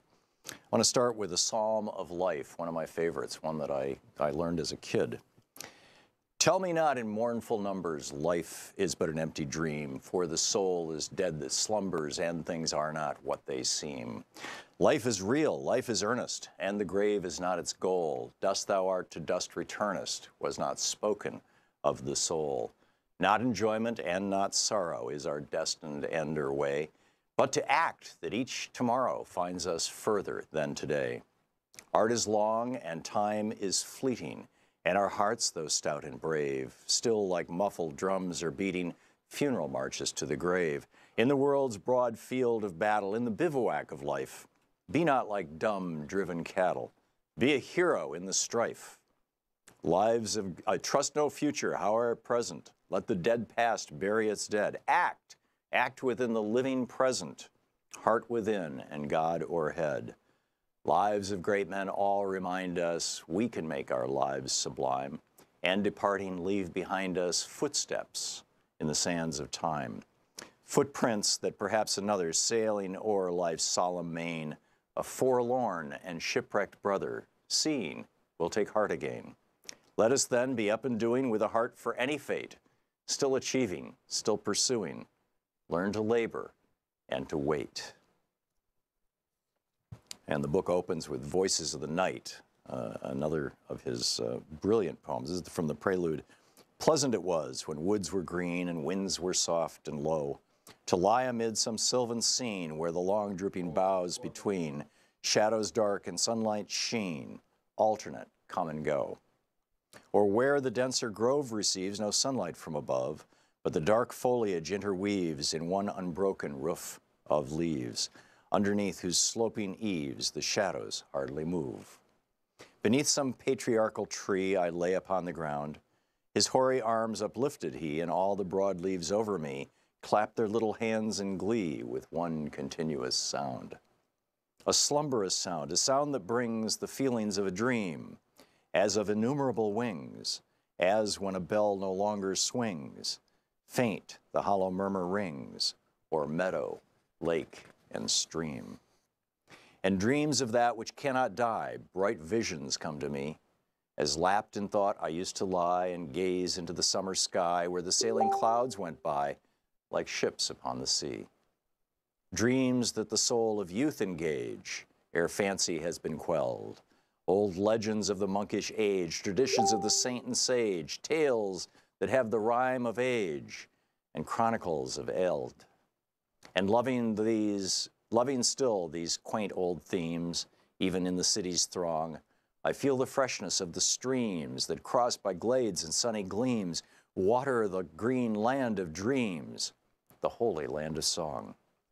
Therefore at Pentecost, which brings the spring clothed like a bride, when nestling buds unfold their wings and bishops' caps have golden rings, musing upon many things, I sought the woodlands wide.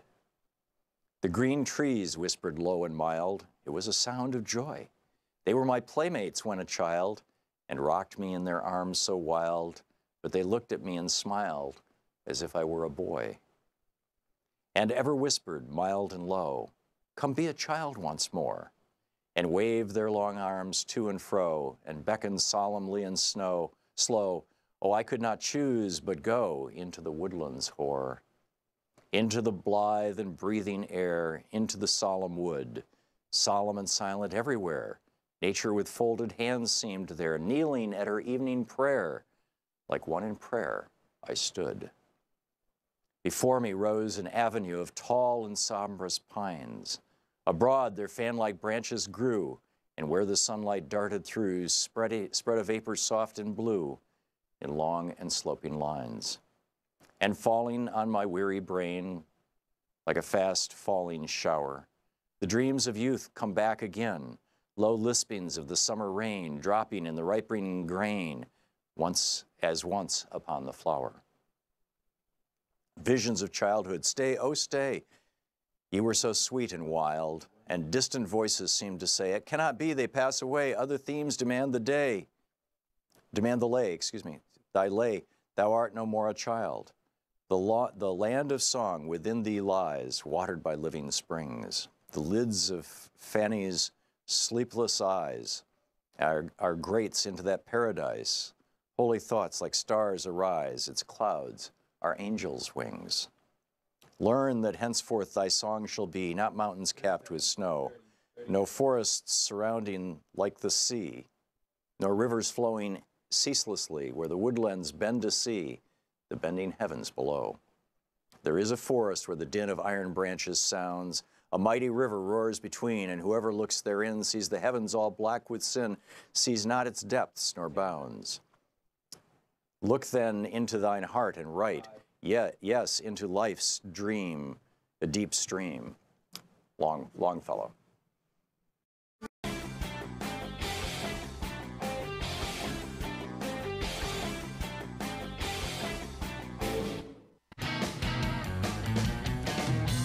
Welcome back. 34 minutes past the hour. It's the Thom Hartmann Program, fair and only slightly unbalanced. Michelle in Los Angeles. Hey, Michelle, you wanted to weigh in on all this stuff here? Hi, yes.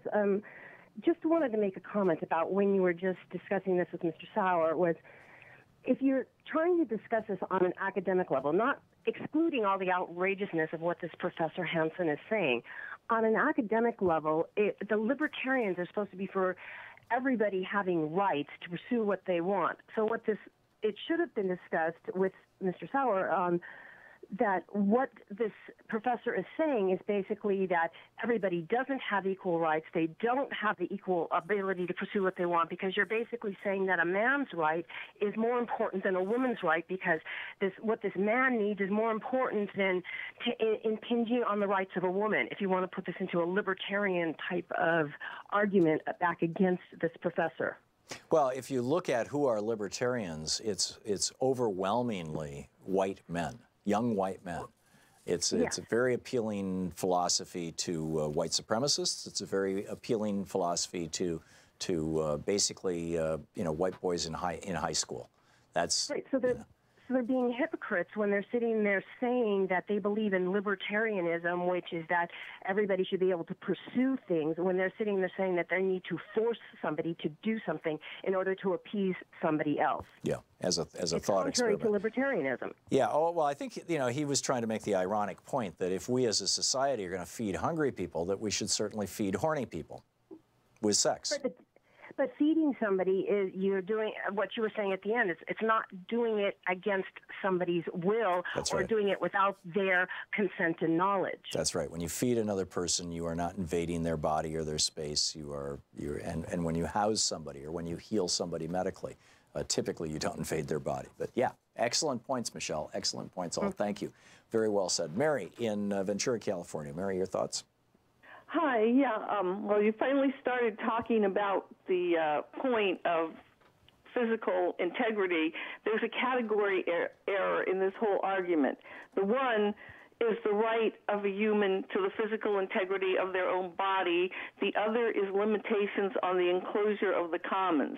When you're talking about do we need to accommodate people to get food, that has to do with we have allowed enclosure on the commons so that people can no longer gather food to eat for themselves. And you can make a limitation on that societal agreement about how much enclosure is allowed in order to make it possible for people to eat.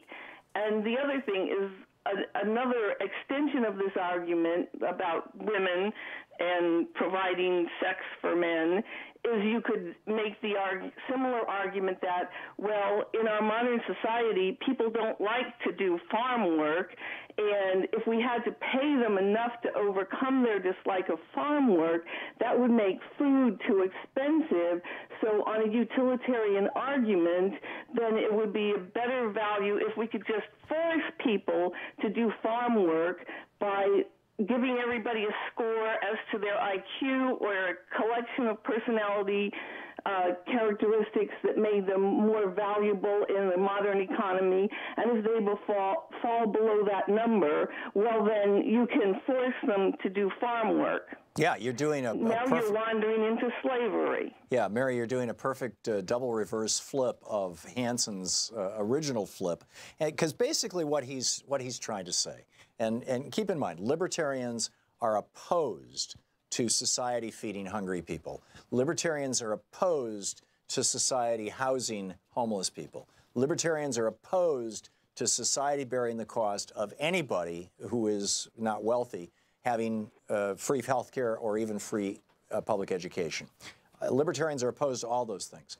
So this libertarian professor, supported by the Koch brothers, is coming out and saying it is as absurd to feed hungry people, it is as absurd to house homeless people, it is absurd to heal sick, poor people, as it is to say that horny men should be given sex by fiat of the government. That's his argument.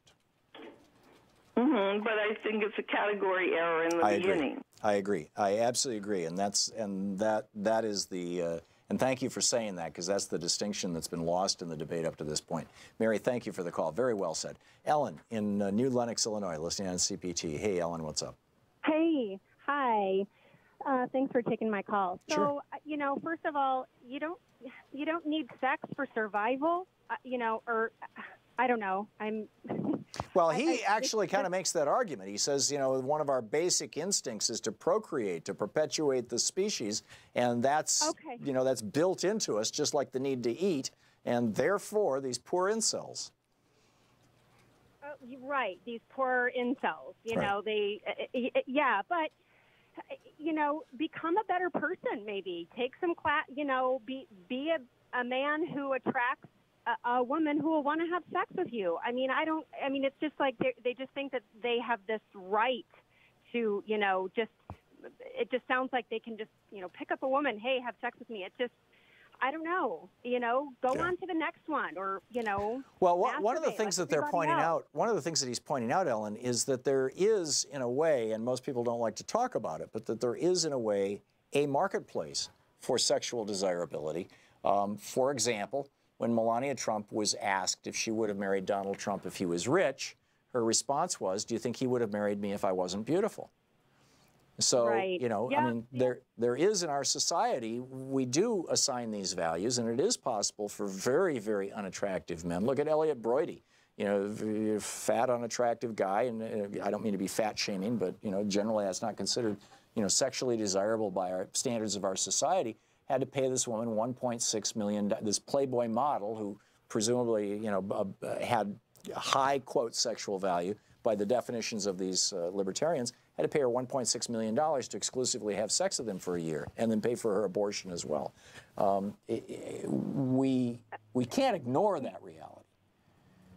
Well, yeah, I guess.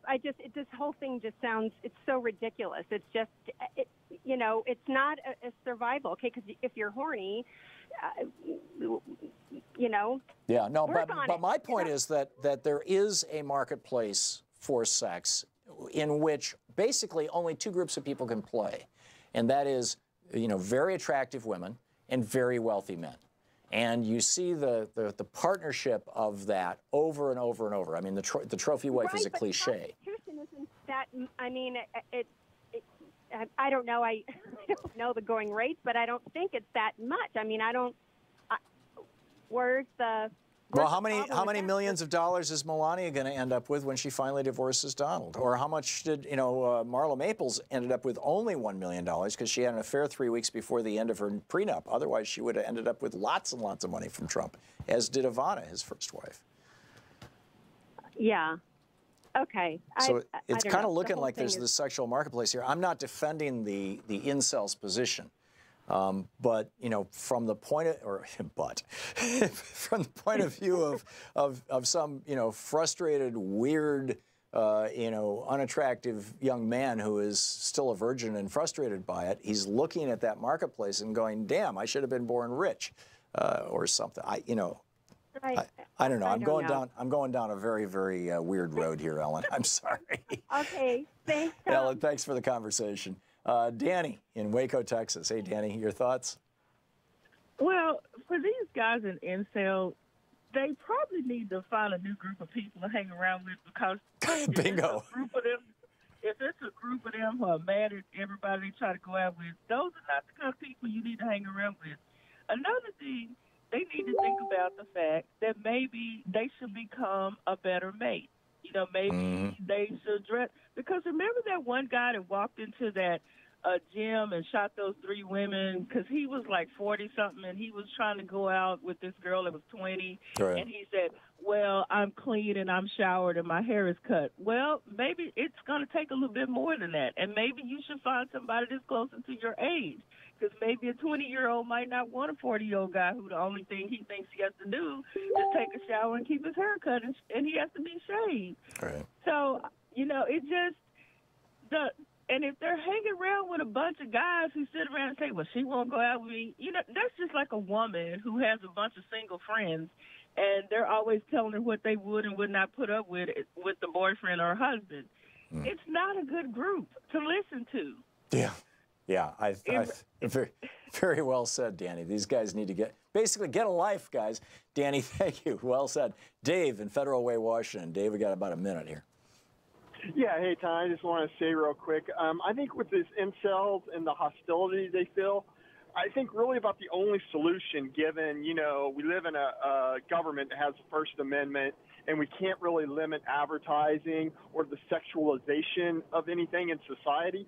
I think the only solution is we need to teach more anthropology and, evolutionary biology because... Well, those are the fields that this guy is citing. He's saying, early farming societies actually, cuckoldry was worse than rape.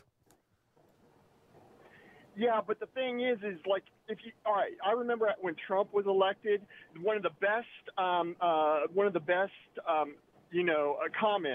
commentaries I heard on it was from a primatologist in China who said, now granted, he's not American, but he said if he was American, he would have definitely voted for Trump because he's dedicated his life to studying primates.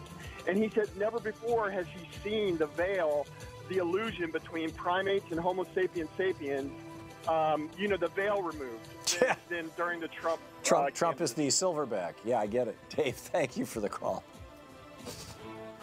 You're listening to Thom Hartmann. Visit ThomHartmann.com for audio and video archives. We'll be back with, actually, we're going to check in with Talk Media News in just a minute, so stick around.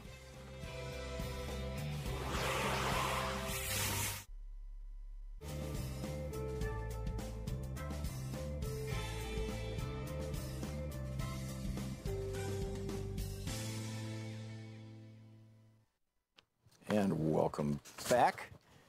Get my live read ready. And let's see here. Will in Broomfield, Colorado. Hey, Will. Incels and sex work? Hey, Tom. First of all, there's no way I can back up what Dr. Hansen was saying as far as feeling sorry for those poor incels. But I think there's a legitimate point to look at as far as empowering women to offer a service without the stigma of doing so. They're sexual surrogates. If we decriminalize prostitution, for example, and allowed women to offer their service without being tagged as a whore, that might be a solution. I don't think. What if the pool of women who are willing to do that is limited to those who are financially insecure? I'm guessing that most women don't, as little kids, say, "I want to grow up and be a hooker." That's a good question, and the capitalist in me would say let the market find out what it is, but. Yeah. And by the way, this is not limited to women. There are gigolos. There are male prostitutes as well. And in the gay world, there's a substantial, portion. There's prostitution is a very real thing. Yeah, but looking at Stormy Daniels, for example, she's a sex worker, and she has gone a long way to demonstrate how a woman can be empowered.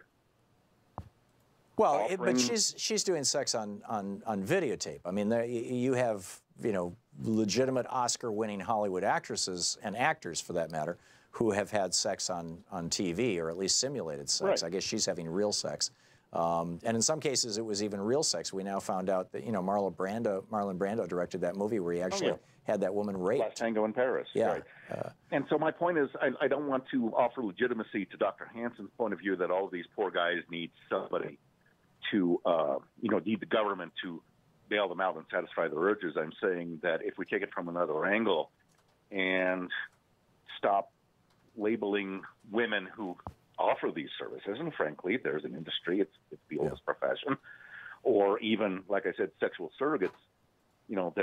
They get, some of them are covered by health insurance to offer a service without being branded in such a negative light that they're stigmatized. Well, and Northern Europe danced with this for some time, and prostitution is still legal in France and Germany and most of the Northern European countries. But in Scandinavia, they had legalized prostitution for a while, and then the Swedes said enough of that already, because the women who are showing up in the brothels, and apparently this is true of the German and French brothels as well, that the women who show up tend to be poor women from kind of third world countries, Albanians and Romanians, and women who have the ability to travel because of the European Union, but they're coming out of former Soviet bloc countries where basically the only asset that they have is their appearance, and the Swedes are saying women should not be doing sex because they're lacking cash. We should figure out a way to meet their cash needs.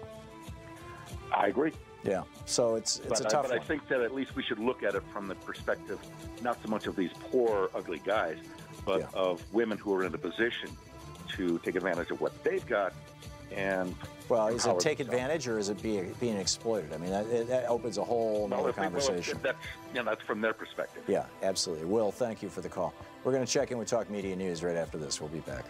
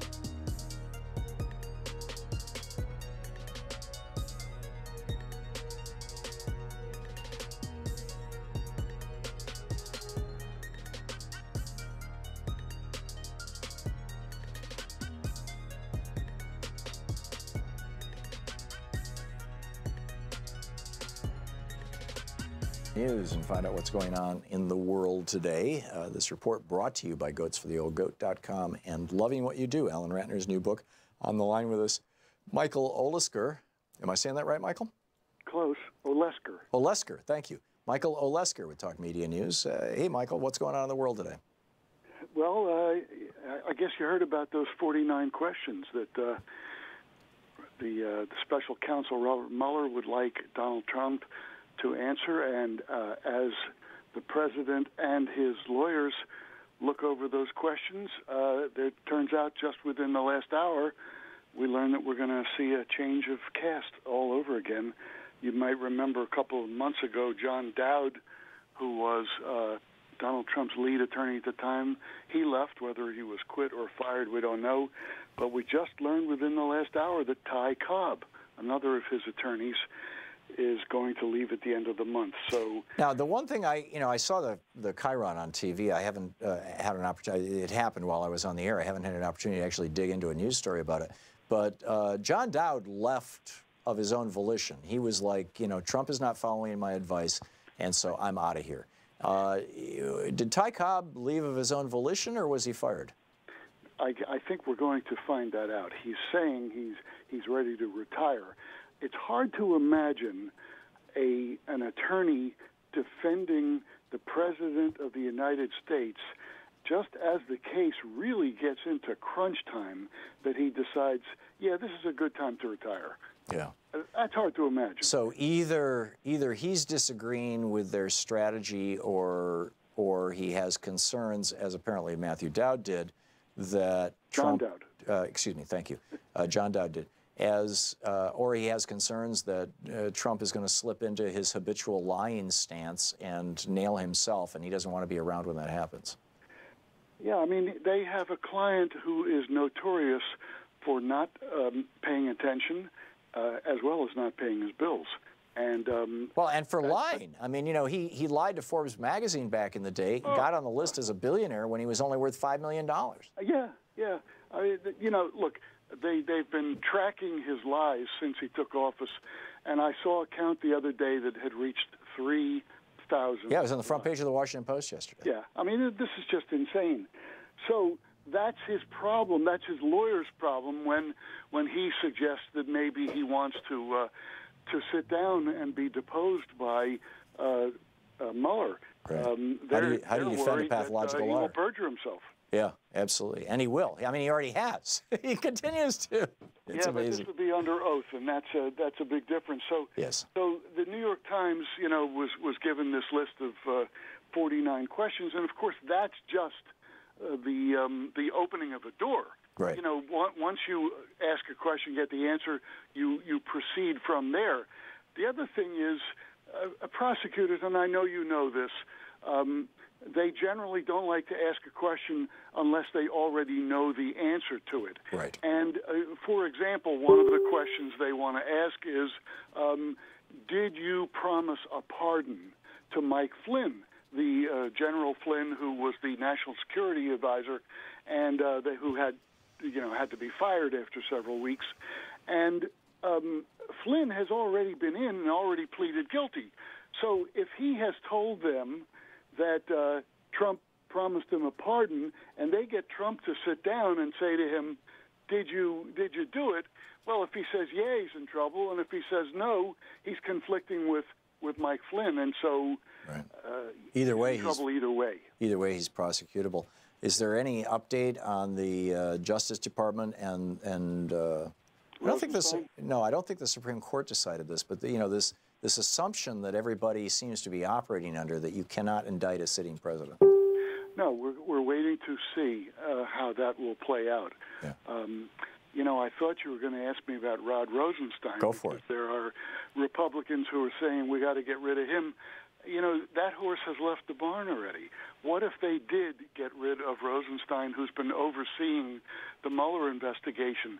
They have already gathered enough information that it's taken on a life of its own. Getting rid of Rod Rosenstein would mean nothing to the investigation at this point. Well, in fact, I think it would principally mean that Eric Schneiderman and others at the state level around the country would start redoubling their efforts. Oh, it would set off a firestorm, yes. Yeah, absolutely. So what else is going on in the world today, Michael? Well, you know, we're wondering what is going to happen with the talks that are scheduled with North Korea. Donald Trump, of course, is already taking bows saying that he should get the Nobel Peace Prize. Others are agreeing with him. I think we're a long way from getting a real peace agreement there, because here's one reason why not. First of all, Kim Jong-un has a track record of saying one thing one day and then changing his mind the next. Right. But specifically, he says he's ready to put away his missiles if the United States will agree not to invade North Korea. Well, that sounds reasonable. We don't want to invade North Korea. We had 3 years of horrible fighting over there before we had this 65-year armistice. But they will want proof that we won't invade. And how do we prove it? Here's the big one. They'll want us to withdraw American troops from South Korea. We've got about 25,000 of them over there. That's not going to go. I don't see anybody ready to do that. Yeah, amen. Michael Olesker. Thank you, Michael. You're listening to Thom Hartmann. From the United Nations.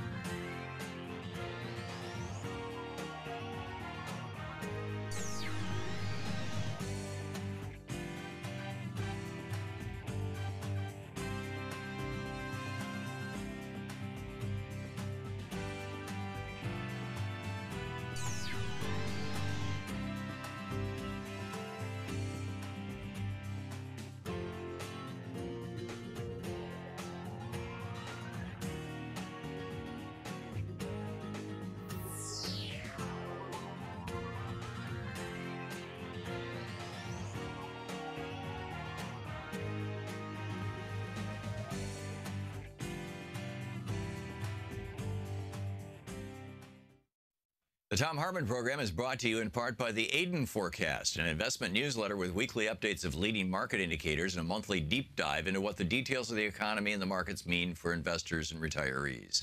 On the web at aidenmarkets.com. Wines have some of the highest pesticide levels in our food chain. This hour brought to you by ecowine.com. Pesticide-free wines, organic wines, imported from France by the organic wine company, ecowine.com. The Thom Hartmann Program is brought to you in part by Super Beets. Super Beets are sourced from non-GMO beets, and they're packed with dietary nitrates, helping to produce nitric oxide for more energy, stamina, and support for healthy blood pressure levels naturally. Call 800-568-9889 or go to tomsbeets.com. That's 800-568-9889, Tom's Beets, THOMSBEETS.com.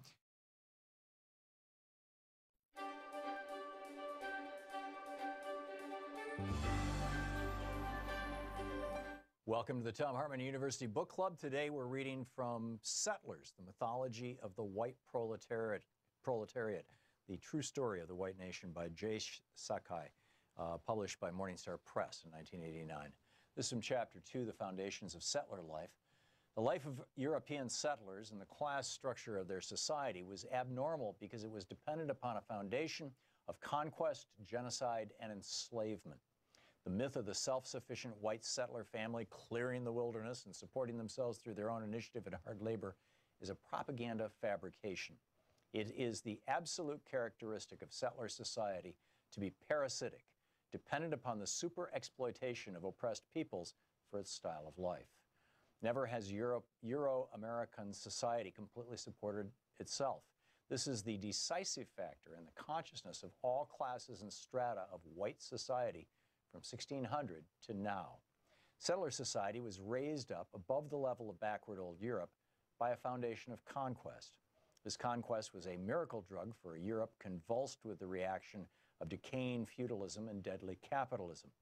Shot into the veins of the Spanish feudal nation, for instance, the miracle drug of the New World conquest gave Spain the momentary power to overrun North Africa, Holland, and Italy before her historical incident waned. Like many such fixes for Euro-Americans, this conquest was addicting. It was habit-forming and rapidly indispensable, not only culturally, but in the mechanism of an oppressor society whose lifeblood was new conquest. We'll examine this later in the relationship of settlerism to imperialism. For now, it's enough to see that this conquest is a material act of great magnitude, an economic and social event as important as the emergence of the factory system or the exploitation of petroleum in the Middle East. We stress the obvious here because the Euro-American settlers have always made light of their invasion and occupation, although the conquered territory is the precondition for their whole society. Traditionally, European settler societies throw off the propaganda smoke screens that they didn't really conquer and dispossess other nations. They claim with false modesty that they merely moved into vacant territory. So the early English settlers depicted America as empty, a howling wilderness, unsettled, sparsely populated, just waiting with a vacant sign on the door for the first lucky civilization to walk in and claim it. Theodore Roosevelt wrote defensively in 1900, quote, "The settler and pioneer have at bottom had justice on their side. This great continent could not have been kept as nothing but a game preserve for squalid savages," end of quote. It is telling that this lie is precisely the same lie put forward by white Afrikaner settlers who claim that South Africa was literally totally uninhabited by any Africans when they arrived from Europe. To universal derision, these European settlers claim to be the only rightful historic inhabitants of South Africa. Or we can hear similar defenses put forward by the European settlers of Israel, who claim that much of the Palestinian land and buildings they occupy are rightfully theirs, since the Arabs had allegedly decided to voluntarily abandon it all during the 1948-49 war. Are these kinds of tales any less preposterous than those put forward by Euro-American settlers? America was spacious and sparsely populated only because the European invaders destroyed whole civilizations and killed off millions of Native Americans to get the land and profits they wanted. We all know that when the English arrived at Virginia, for example, they encountered an urban, village-dwelling society far more skilled than they were in the arts of medicine, agriculture, fishing, and government. This civilization was reflected in a chain of 300 Indian nations and peoples stretching from the Arctic Circle to the tip of South America, many of whom had highly developed societies. There was, in fact, a greater population in these Indian nations in 1492 than in all of Western Europe. Recent scholarly estimates indicate that at the time of Columbus, there were 100 million Indians in the hemisphere, 10 million in North America, 25 million in Central Mexico, and an additional 65 million elsewhere in Central and South America. These numbers have long been concealed since they give rise to the logical question of what happened to this great mass of people. The European invaders, Spanish, Dutch, English, Portuguese, and French, simply killed off millions and millions to safeguard their conquest of the land and provide the disposable slave labor they needed to launch their new world. Conservative Western historical estimates show that the Spanish reduced, in quotes, the Indian population of their colonies from some 50 million to only 4 million by the end of the 17th century. And from the 10 million Indians who once inhabited North America, after 4 centuries of settler invasion and rule, there were in 1900 perhaps 200,000 to 300,000 surviving descendants in the United States. This was the very substantial down payment towards the continuing blood price that third world nations have to pay to sustain the Euro-American way of life. So when we hear that the settlers pushed out the Indians or forced the Indians to leave their traditional hunting grounds, we know that these are just code phrases to refer politely to the most barbaric genocide imaginable. It could well be the greatest crime in all of human history. Only here, the Adolf Eichmanns and Heinrich Himmlers had names like Benjamin Franklin and Andrew Jackson. The point is that genocide was not an accident, not an excess, not the unintended side effect of virile European growth. Genocide was the necessary and deliberate act of the capitalists and their settler shock troops. The book Settlers.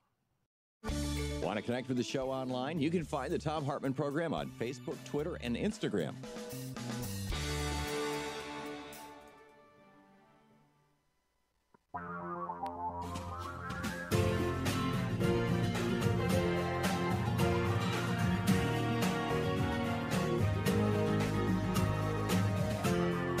This is the Thom Hartmann Program.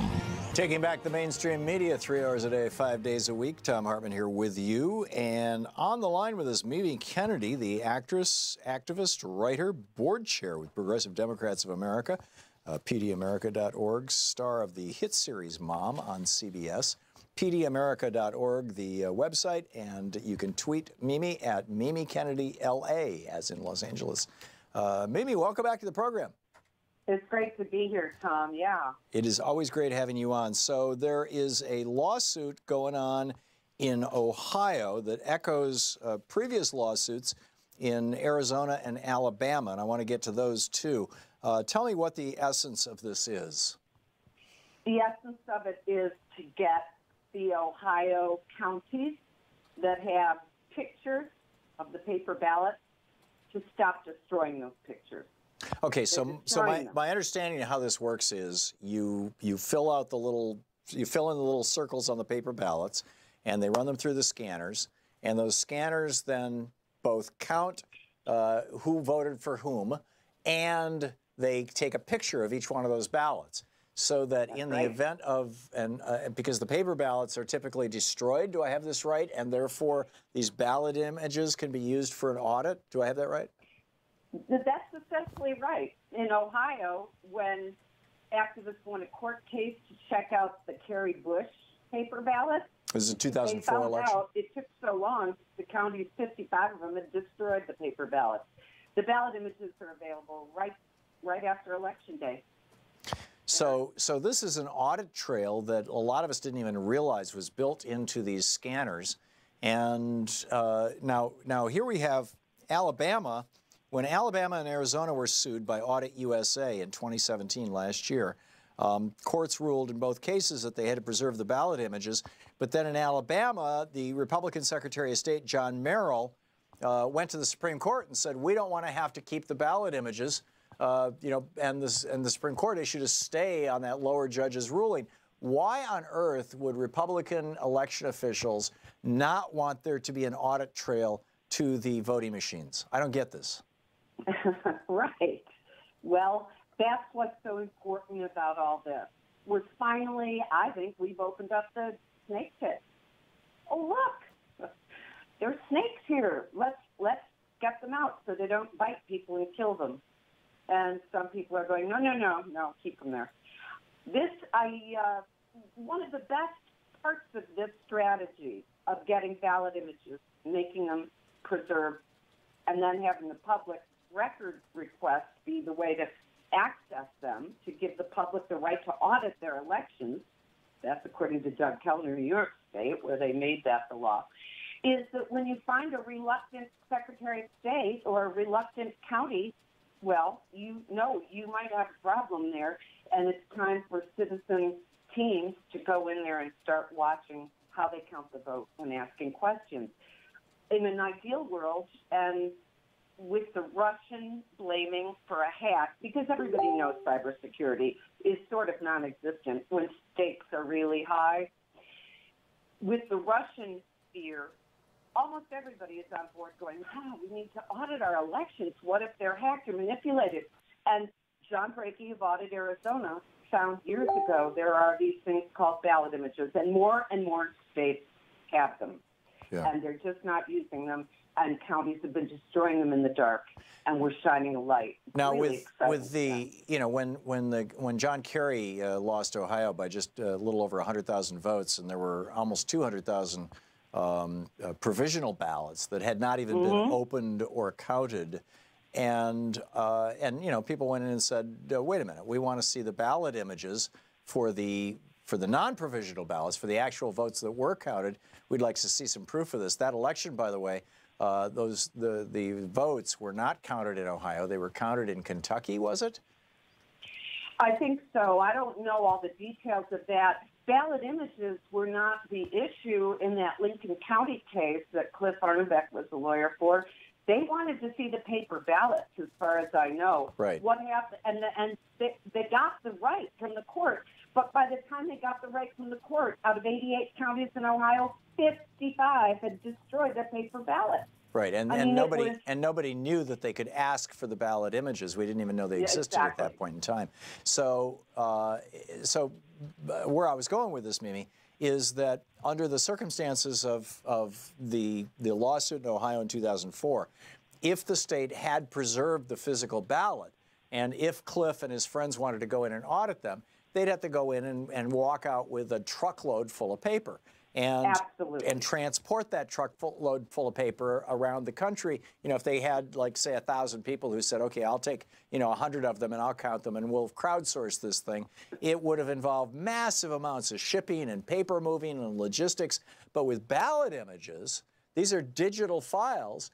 The state of Ohio could simply say to Cliff Arnebeck, the lawyer who won the case, okay, here are PDFs or digital images or JPEGs or whatever format they're in. Here are the digital images for 1.2 million votes, 1.2 million ballots, and give them to the activists. And the activists could easily develop software, the equivalent of kind of facial recognition, that reads those ballot images so that they could be counted on anybody's laptop. And we could have a real double check of the election in 24 hours, presumably. And this could be done anywhere in the country. Why are we not doing this?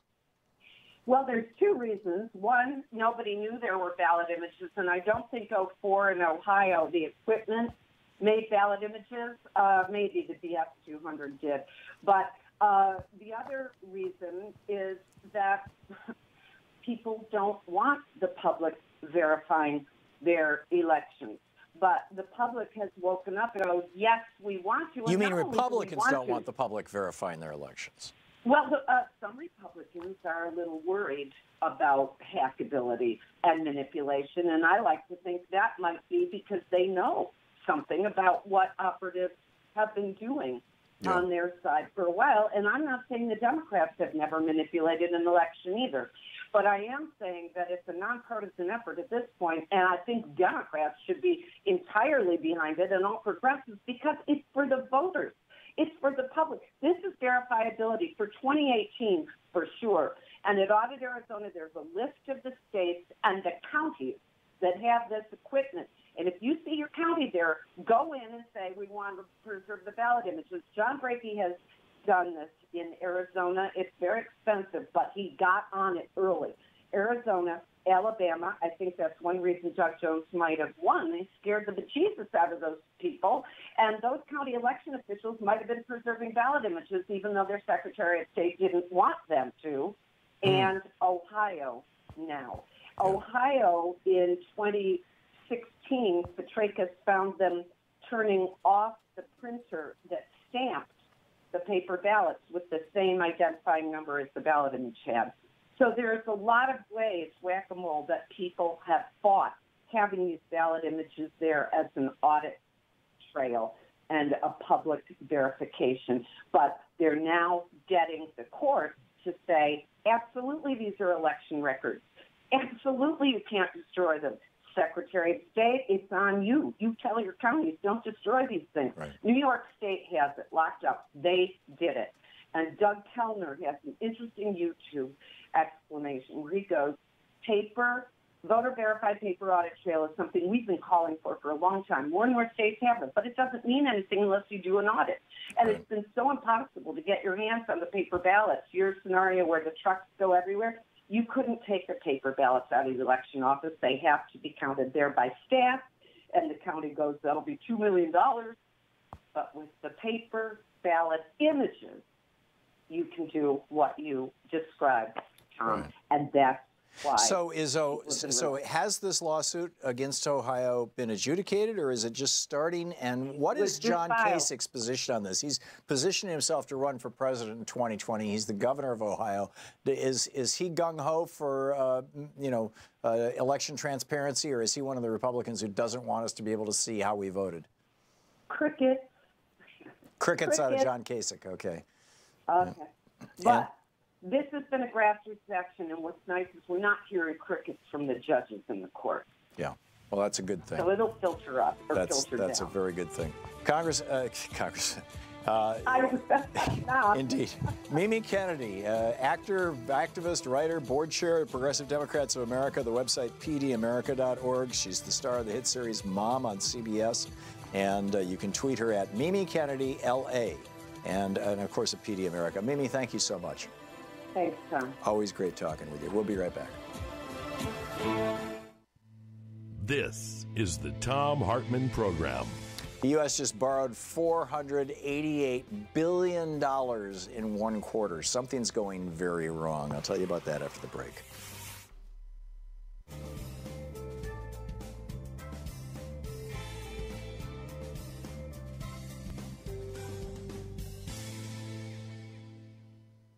And welcome back. Daniel in Sacramento, California, watching us on Free Speech TV. Daniel, what's on your mind today? Daniel must be watching his TV instead of listening to his phone. Craig in Seattle, Washington. Let's try this again. Craig, thanks for watching Free Speech on DirecTV. Good morning, Tom. Hey, and Craig. I also get to listen to you on TuneIn Radio, which is real handy. It means cool. I can just listen to you all day while I'm working. Yeah, TuneIn is great. So, back to the incel thing. Do you remember the Michael Moore movie, Where to Invade Next? I remember it well. It's one of my favorites. One of the things that I was watching on that is in one of the countries how starting in like second or third grade, they teach sex education, but it's not about sex. It's how males and females interact. So when they become adults, they can associate with each other and lead up to these things not happening. Yeah, wasn't that one of the Scandinavian countries? It was. I don't remember which one, but yeah, I remember Neither that. do I, but the whole point being that if we could teach males and females how to interact from a young age and how to treat each other respectfully, then maybe these things wouldn't be the issues that they are. And we also need to be role modeling that in our media and in our entertainment. God, I wish. Yeah, yeah. Unfortunately, we're not, but yeah, well said. Okay. But I do recommend everybody watch that movie because there's so many things in it that you go, these are so simple. It's just like the French having chefs in school to teach us not what to eat, or not to teach us how to eat and what to eat and why. Right, exactly. Excellent point, Craig. Excellent point. Simple things, and I'm just in my utopian world, I'm hoping, my friend. Yeah, I agree with you. Craig, thanks for the call. Very well said. Jonathan in Portland, Oregon. Hey, Jonathan, you have information about a primary coming up in Portland? Yeah, so May 15, hopefully you have people who are going to be able to vote will have their ballot. The official, the primary election coming up on May 15, and ballots have been sent out. I am a precinct committee person. Good on you. So I will be on the ballot in my precinct, which is precinct 36. And it's very interesting this year, too, that on the ballot, you have choices for 3 genders. So since 2016, Oregon allows for a female, male, and non-binary categories for candidates, which I think is very exciting. I didn't know that candidates had to specify their gender to begin with. Well, there you go. That's interesting. Okay. I think it's for another show. It's a fascinating issue because the separate category is more of a privacy issue rather than a gender issue. And how so? Well, because first of all, the Department of Transportation or the Motor Vehicle Bureau really doesn't want this information. A lot of it is to be in compliance with the Real ID Act that's coming up, the federal regulations. Right. But if you think about it, there's really no reason why people would necessarily need to specify their gender on a driver's license or anything. Yeah. Well, I think it's part of the, historically it was part of the identifying mark, so that the police could say you're looking for a white male kind of thing. But yeah, I get what you're saying. Jonathan, thank you for the call, and thanks for watching us on YouTube. We'll be right back. It's coming up on 21 minutes past the hour.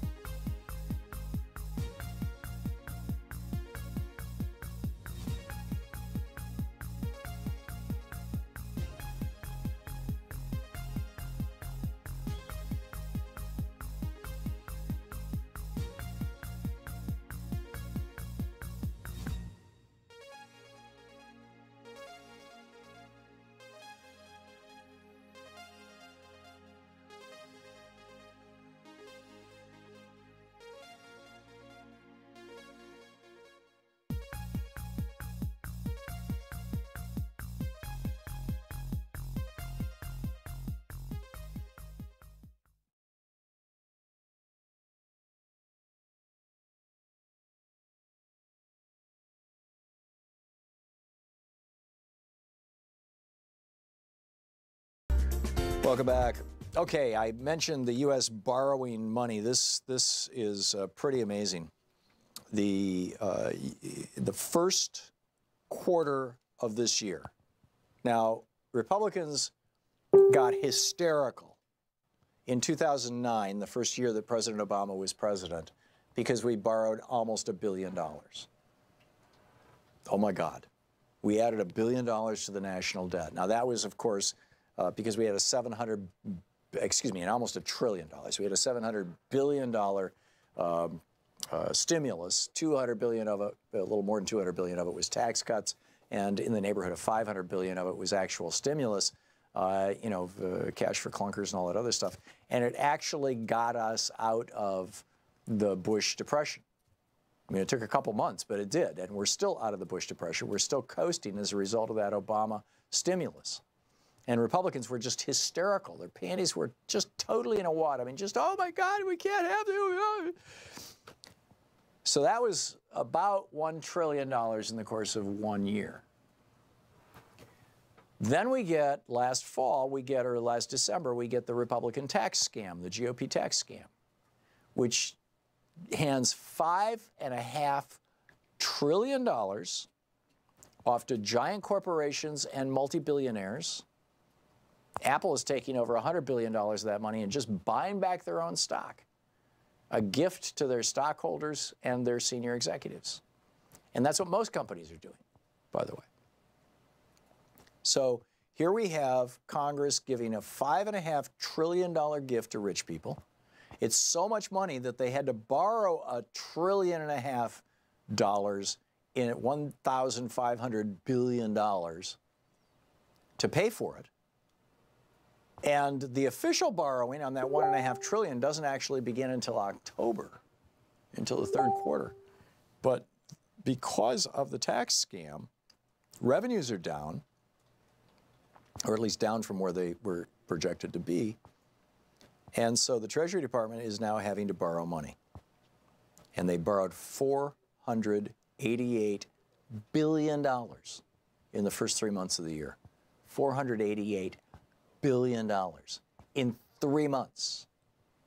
So you double that, you've got, what, $970 billion, almost $1 trillion for the first 6 months of the year.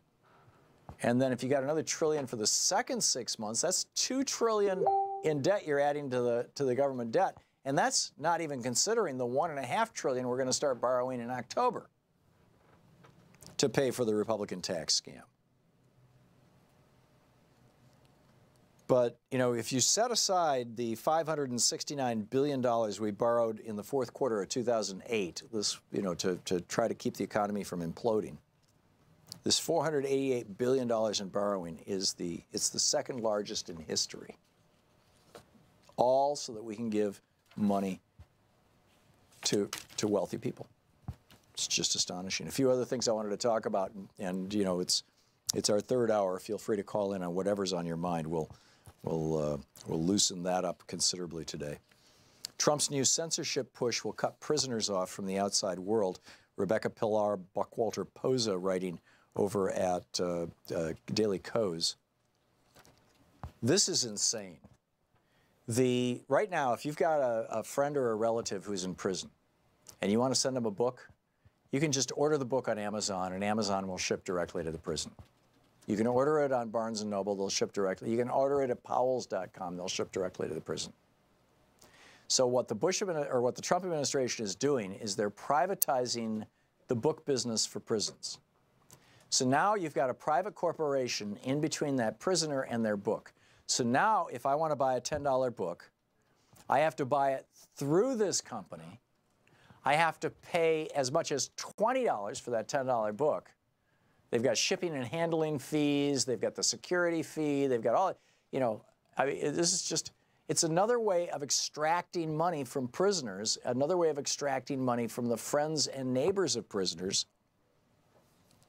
And they've already put this into place at the Victorville Federal Correction Institute and one of 2 federal institutions in California where this book policy is in place.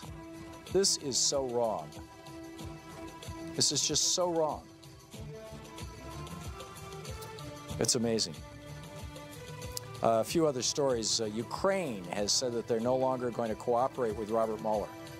Ukraine, right? The right-wing government of Ukraine, they want to help out Donald Trump. It doesn't get weirder than that. You're listening to the Thom Hartmann Program. Call 202-808-9925. Back with your calls and more of the news of the day after this.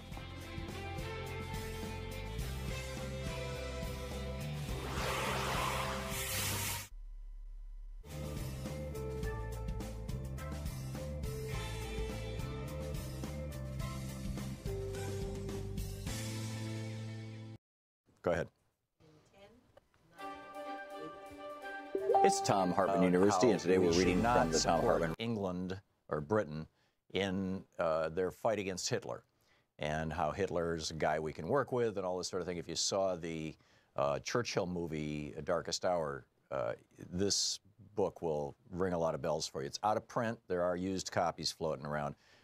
This is a copy my father gave me as a gift years ago. So, The Illustrious Dunderheads by Rex Stout. It's a collection of speeches, as I said. The first one is by George Bender, the Republican representative from Ohio. And this is July 11, 1940.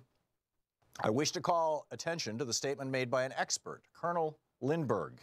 Quote, "Let us not be confused by this talk of invasion by European aircraft. The air defense of America is as simple as the attack is difficult when the true facts are faced. We are in danger of a war today not because the European people have attempted to interfere with the internal affairs of America, but because American people have attempted to interfere with the internal affairs of Europe.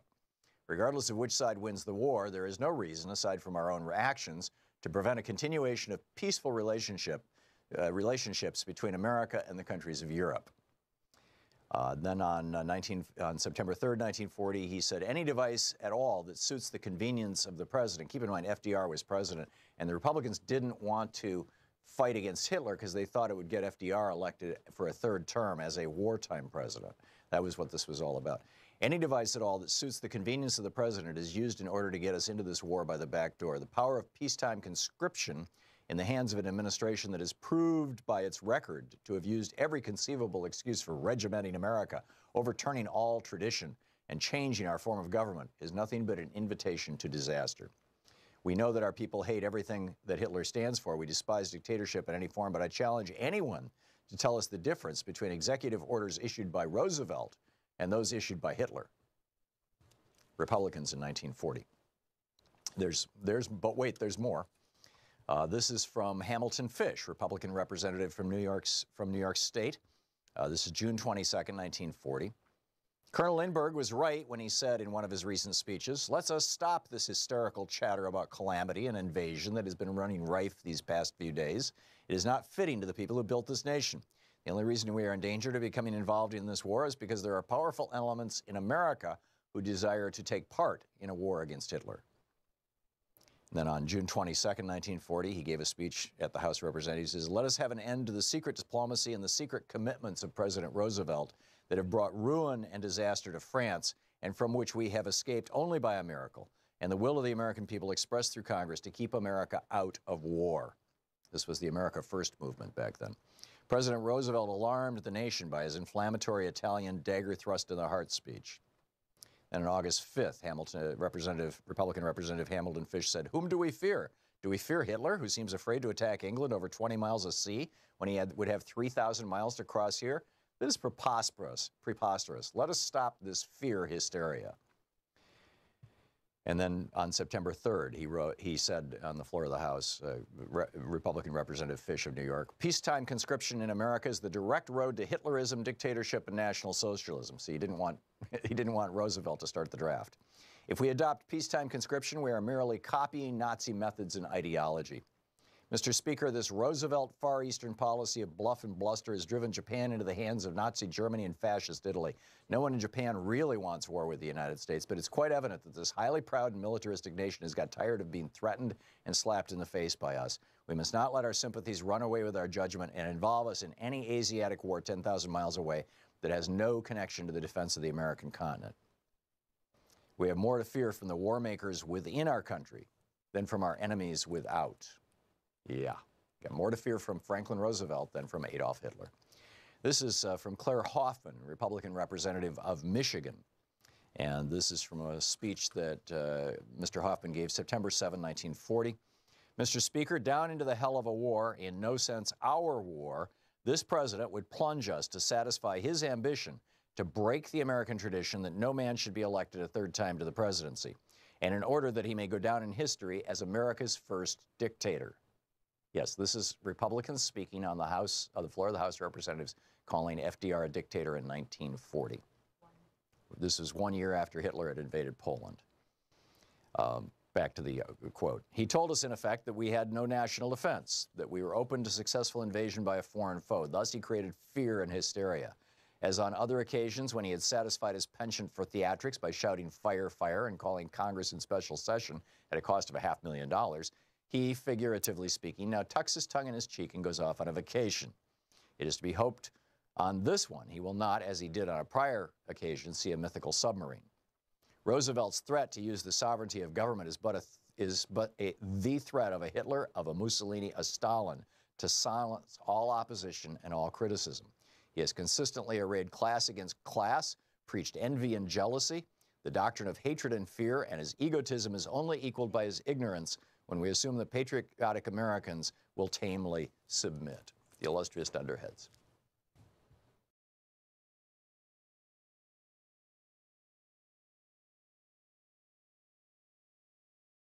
Failed.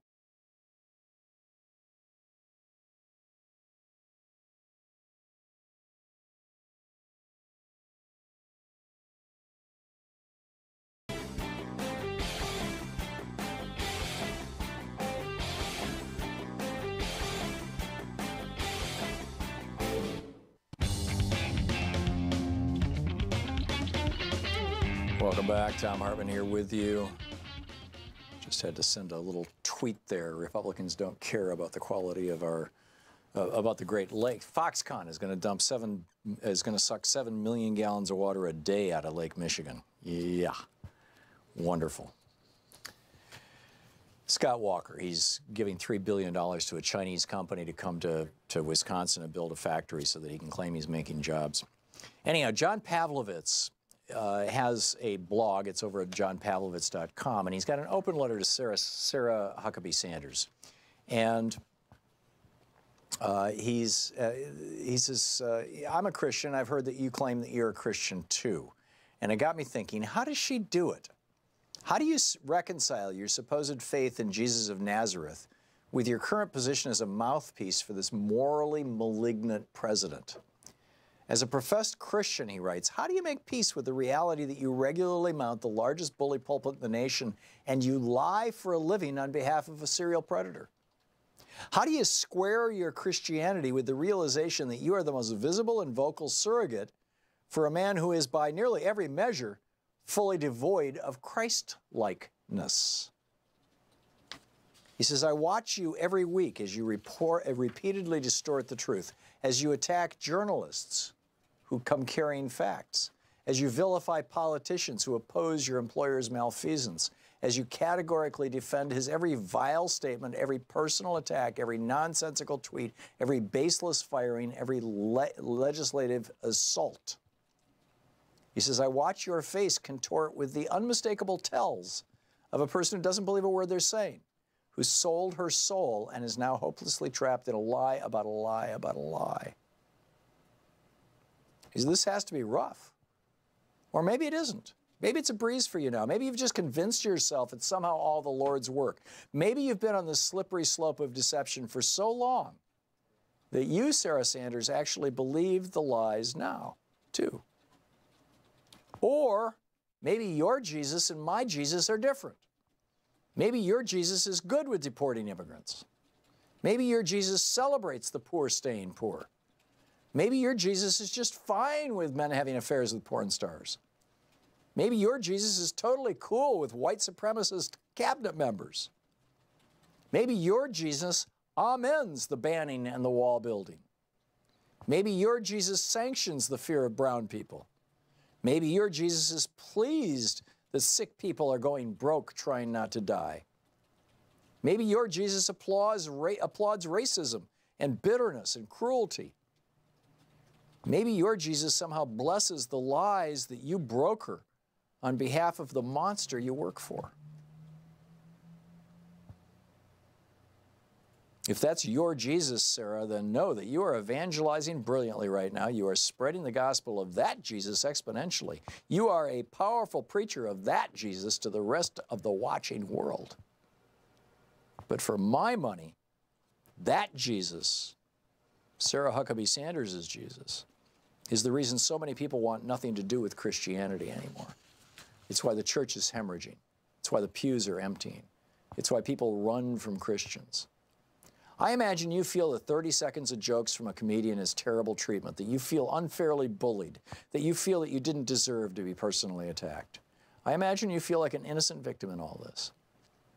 Given the countless hours you've spent lying to the world and claiming Jesus while you've done it, though, I think you got off easy. Brilliant. Virginia in Washington, D.C., listening on We Act Radio. Hey, Virginia, what's up? Hi, I'm calling from the... Virginia, it sounds like your thumb is over your microphone and your voice is totally muffled. Is that better? That's much better. What's up? Okay. I am calling from the Charnice Milton Community Bookstore at We Act Radio in Washington, D.C. And I heard your story just now about the attempt to keep prisoners from getting books from Amazon and Barnes & Noble. Or anybody else. I wondered if, I know part of it is privatization and greed, but do you think it's also trying to keep information away from those who most need it? I mean, it just seems like such a cruel and rotten thing to do. I think it absolutely is. I mean, the excuse that they're giving is that occasionally somebody will take a book and carve out the middle of it and stick some cocaine in it and ship it into a federal prison. But, that's easily found with an X-ray scanner like they run all the mail through. What this really is about is creating some profit for some Republican-connected company and keeping people down. I mean, this is the whole, white supremacy is the basis of our culture. The majority of people in our prisons, or at least a significant minority, I believe it's a majority, are people of color. And to the extent that we can, that our political system can maintain their oppression, can prevent them from participating, can prevent them from ever voting, can prevent them from even getting a decent job when they get out, by not banning the box. All these things, they all add up together as a way of keeping the underclass under, Virginia, in my opinion. Okay. I just wanted to make sure that got, fleshed out a little bit, because while, of course, it is about, as you said, specific companies that will benefit, I do think, we're here in Ward 8 where there was no bookstore for decades, and, we're trying to get books into the hands of people who really do need it, and I think we're fighting an uphill battle. So, thank you for your comment, and thank you for the story, and we love your show. Thank you, and that's great that We Act Radio is sponsoring a bookstore there. It's just marvelous. Virginia, thank you for the call. Michael in Kingman, Arizona. Hey, Michael, what's up? Hi, Tom. I've been trying to call in for over a year now, but I made it today. But anyway, my son went to prison for drugs. He was taking drugs and selling drugs. And he spent 4.5 years. And like I say, well, we send him a lot of books and everything. Yeah, they cost twice as much. But he went, after he got out, he was here for 2 weeks, and they raided the house, my house, because he was staying here until he could get himself a job. And the police showed up, and because he wasn't taking a urine test, and he was skipping those. And I was talking to a detective here, and he says, with prisons, you can get all the drugs you want. Right. And as soon as I questioned him about it, he shut up real quick. But I think these prisons are drug cartels. There is a major problem with drugs in prisons, Michael, and keep in mind, in most prisons, particularly the private prisons, the guards are paid crap wages and have very few benefits, and they can make a good living on the side smuggling drugs in for the prisoners. And it appears that that's the principal source of drugs for prisoners is the guards and the people who work in the prisons. Yeah, it's. I agree with you, because he's told me that before too. Yeah. The guards are the ones that bring the drugs in. Yep, absolutely. And I did ask that detective. I says, well, maybe you should be policing the prisons, and if that's where the drugs are coming from. Yeah, yeah. And they more or less quit talking to us. Yeah, and you got to police the police as well. And there's also in some parts of the country a lucrative business of police selling drugs out of the the confiscation lockers and whatnot. Michael, thank you for the call. Robin in Scottsdale, Arizona. Hey, Robin, you wanted to talk about the books in prison? Yes, I'm calling because, Tom, thanks for taking my call. I'm calling. My brother was in prison one time, and I remember I had to. It seems like they're doing the same thing that they had done with baskets. If you wanted to send the prisoner something, you had to go through their private organization or company was Aramark, and it was terrible. The baskets were expensive. There was nothing but candy, nothing healthy in it, and it was just another way they mistreat the people who are already struggling. Yeah, and make a profit doing it, Robin. And make a big profit doing it. I sent him baskets all the time, and I couldn't believe the money that it costs, and most of those people, many of those people, do not have that money. It's terrible. Yeah, it really is. Robin, thanks for weighing in and sharing your story. John in Cedro Woolley, Washington. Hey, John, you wanted to get back to Mimi's topic of the voting? Yeah, you know, I think it's time that we went from voting privately to voting publicly. I think we're long past the age of privacy. And so, in other words, unprivatize the voting machines, have them no longer be owned by private corporations? I mean, I want to be able to go online and see that my vote got counted the way I voted it. Uh-huh. So you want to go back to the way the voting was done in the first century of our history, which is where people would go to the town hall and raise their hand, basically. They would publicly vote. In fact, they still do in New Hampshire. You know, I've been to town meetings, and in Vermont. I think my vote's through, and I have nothing to be ashamed of. Yeah. Yeah. You know, and the only way to get the dishonesty out of it is to make it public. Yeah, I think the argument in favor of the secret ballot was that it made it impossible for anybody to pay you to vote because there was no way to verify that you voted the way that you were paid to vote. But you know, whether that's a real problem or not, I don't know.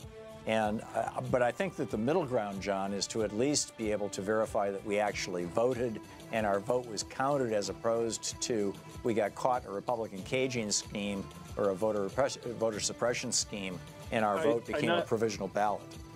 I not only want to be able to count my vote, I also want the press to be able to verify votes. Yeah, I'm with you. I'm with you. John, thanks for the call. We'll be back. You're listening to Thom Hartmann. Visit thomhartmann.com for audio and video archives. We'll be back in just a moment with more of your calls and the news of the day right after this.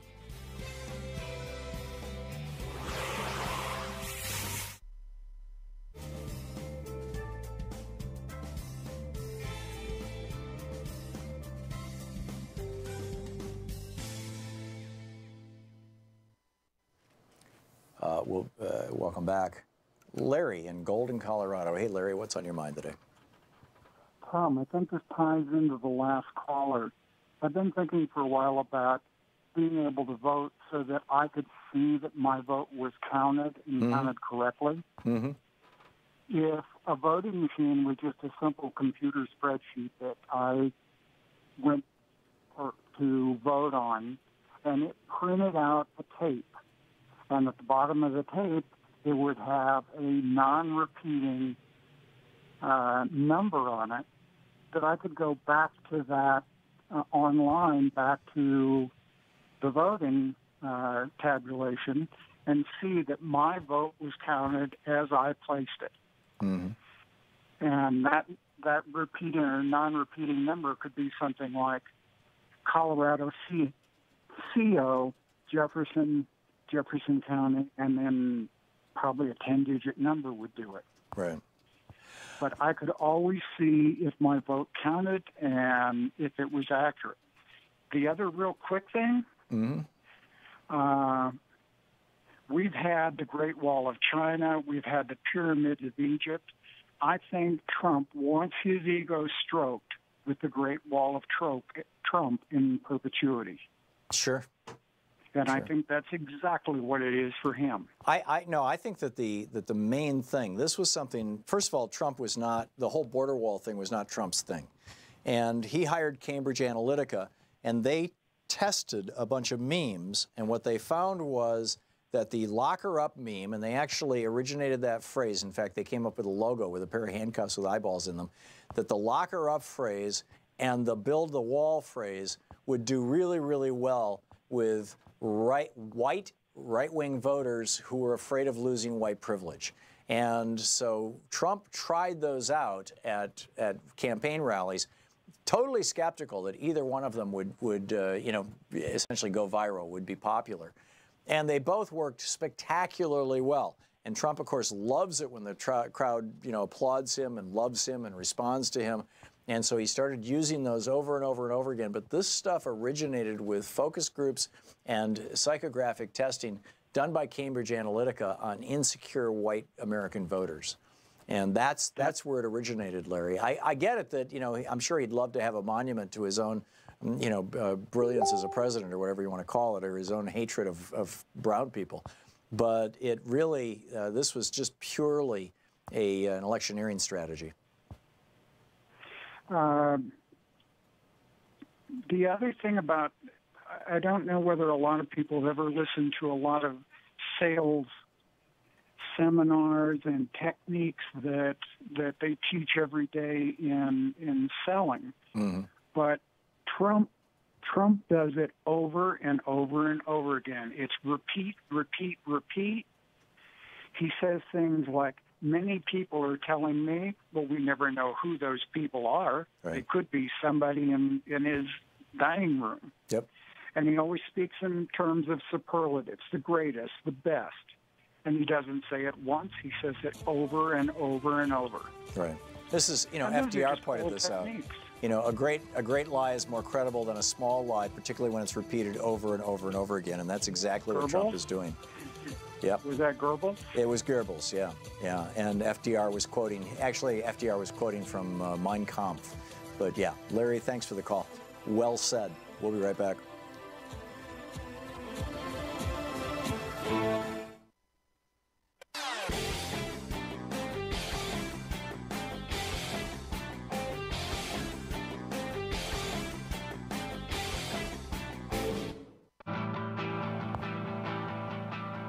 It's Talk Media for the sane among us, speaking the truths the multinational corporations would really rather you didn't know all about. Gordon in Williamsport, Ohio. Hey, Gordon, what's on your mind? Hey, how you doing? Hey, your presentation of corrections work is not far off. I've been in corrections for 25 years. I'm retired now. I've been retired for about 10 years. But years ago, the mailroom come up with a company that the family had to send to the money to buy a TV, a book, or anything, and then they went through it, and it was like clear plastic as far as the TV to see if there's any contraband coming in. Mm-hmm. But here's the other aspect of it. When Taft was in there, he authorized certain companies to come in from out of the state to put plumbing in these correction facilities. And you could not go out at Lowe's to buy a turn-on, turn-off faucet. Mm-hmm. You had to go through their company. Hmm. And prices were outrageous. Yeah. So basically, it was a government contractor who had the sweetheart deal that anything that goes into a prison has to go through them first, and they get to mark it up.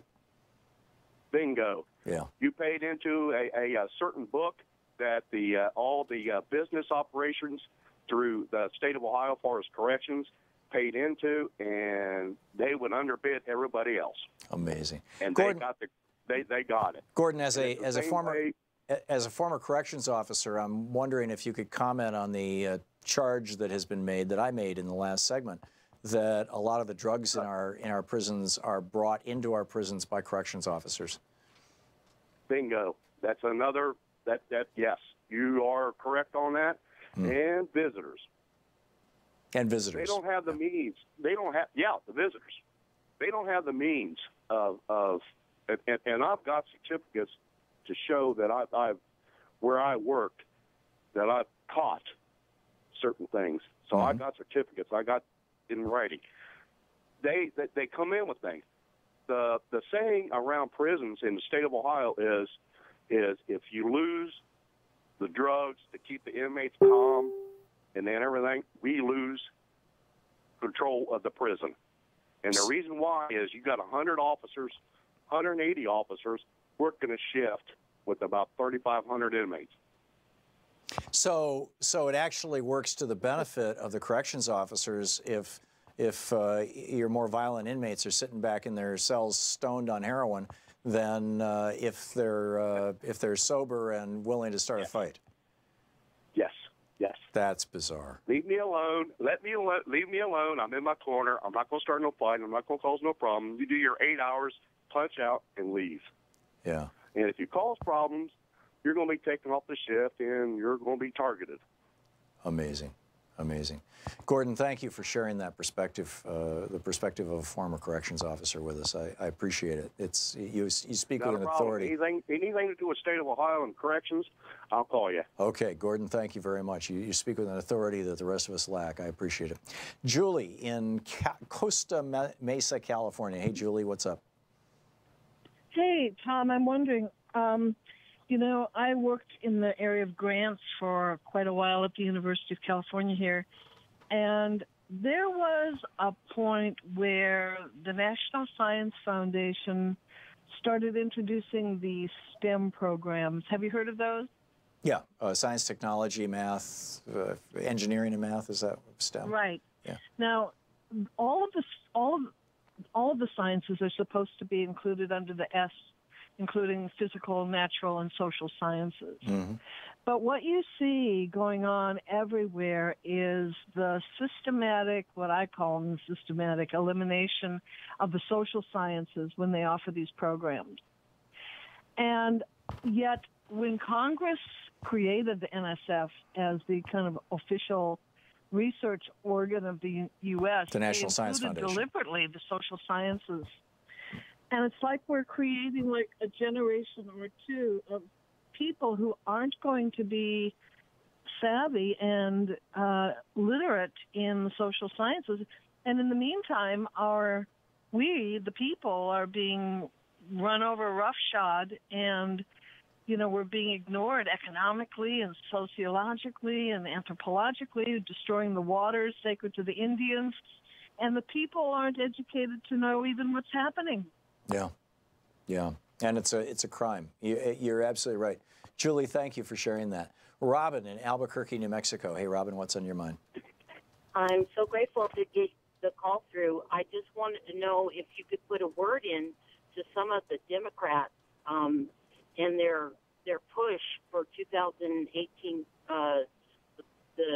those particular elections, that we need to talk about policy, that it's okay to, you know, dish Trump and everything. I'm all for that because of the things he's done personally. But I think that his policies are what's important. He is, and they're kind of going under the radar. And I really, really, really wish that, because a lot of Democrats, progressive Democrats, want the Democrats to talk about that, to push that. Yeah, I absolutely agree, Robin, and there's a broad consensus in the Democratic Party around that. But I'll continue pushing it. Robin, thanks for listening to 1350 AM in Albuquerque. Harrison, listening on KBCS in Seattle, you have the last minute. Hey, appreciate it, Tom. Thank you. Hey, the Korean unification, I'm curious what you think as far as a unified Korea. To me seems like just an incredibly potent economic force. And to what extent would the United States not view that as a positive development?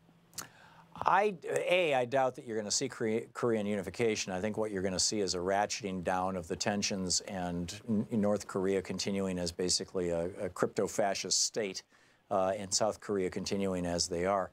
But if there was unification, there'd be a massive supply of very cheap labor, which would give a huge infusion, a huge boost, I think, over the short term anyway, to South Korea's economy, or at least their competitiveness in the world, to the extent that, you know, we consider countries that have cheap labor to be competitive.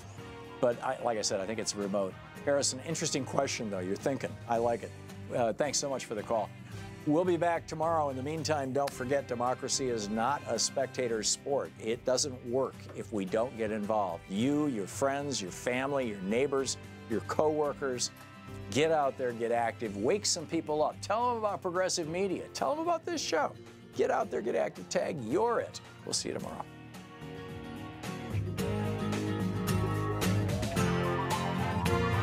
You've been listening to Thom Hartmann. For audio and video archives, visit thomhartmann.com. The Thom Hartmann Program is brought to you in part by the Aiden Forecast, an investment newsletter with weekly updates of leading market indicators and a monthly deep dive into what the details of the economy and the markets mean for investors and retirees. On the web at aidenmarkets.com. Wines have some of the highest pesticide levels in our food chain. This hour brought to you by ecowine.com. pesticide-free wines, organic wines, imported from France by the Organic Wine Company, ecowine.com. The Thom Hartmann Program is brought to you in part by Super Beets. Super Beets are sourced from non-GMO beets, and they're packed with dietary nitrates, helping to produce nitric oxide for more energy, stamina, and support for healthy blood pressure levels naturally. Call 800-568-9889 or go to tomsbeets.com. That's 800-568-9889, Tom's Beets, THOMSBEETS.com.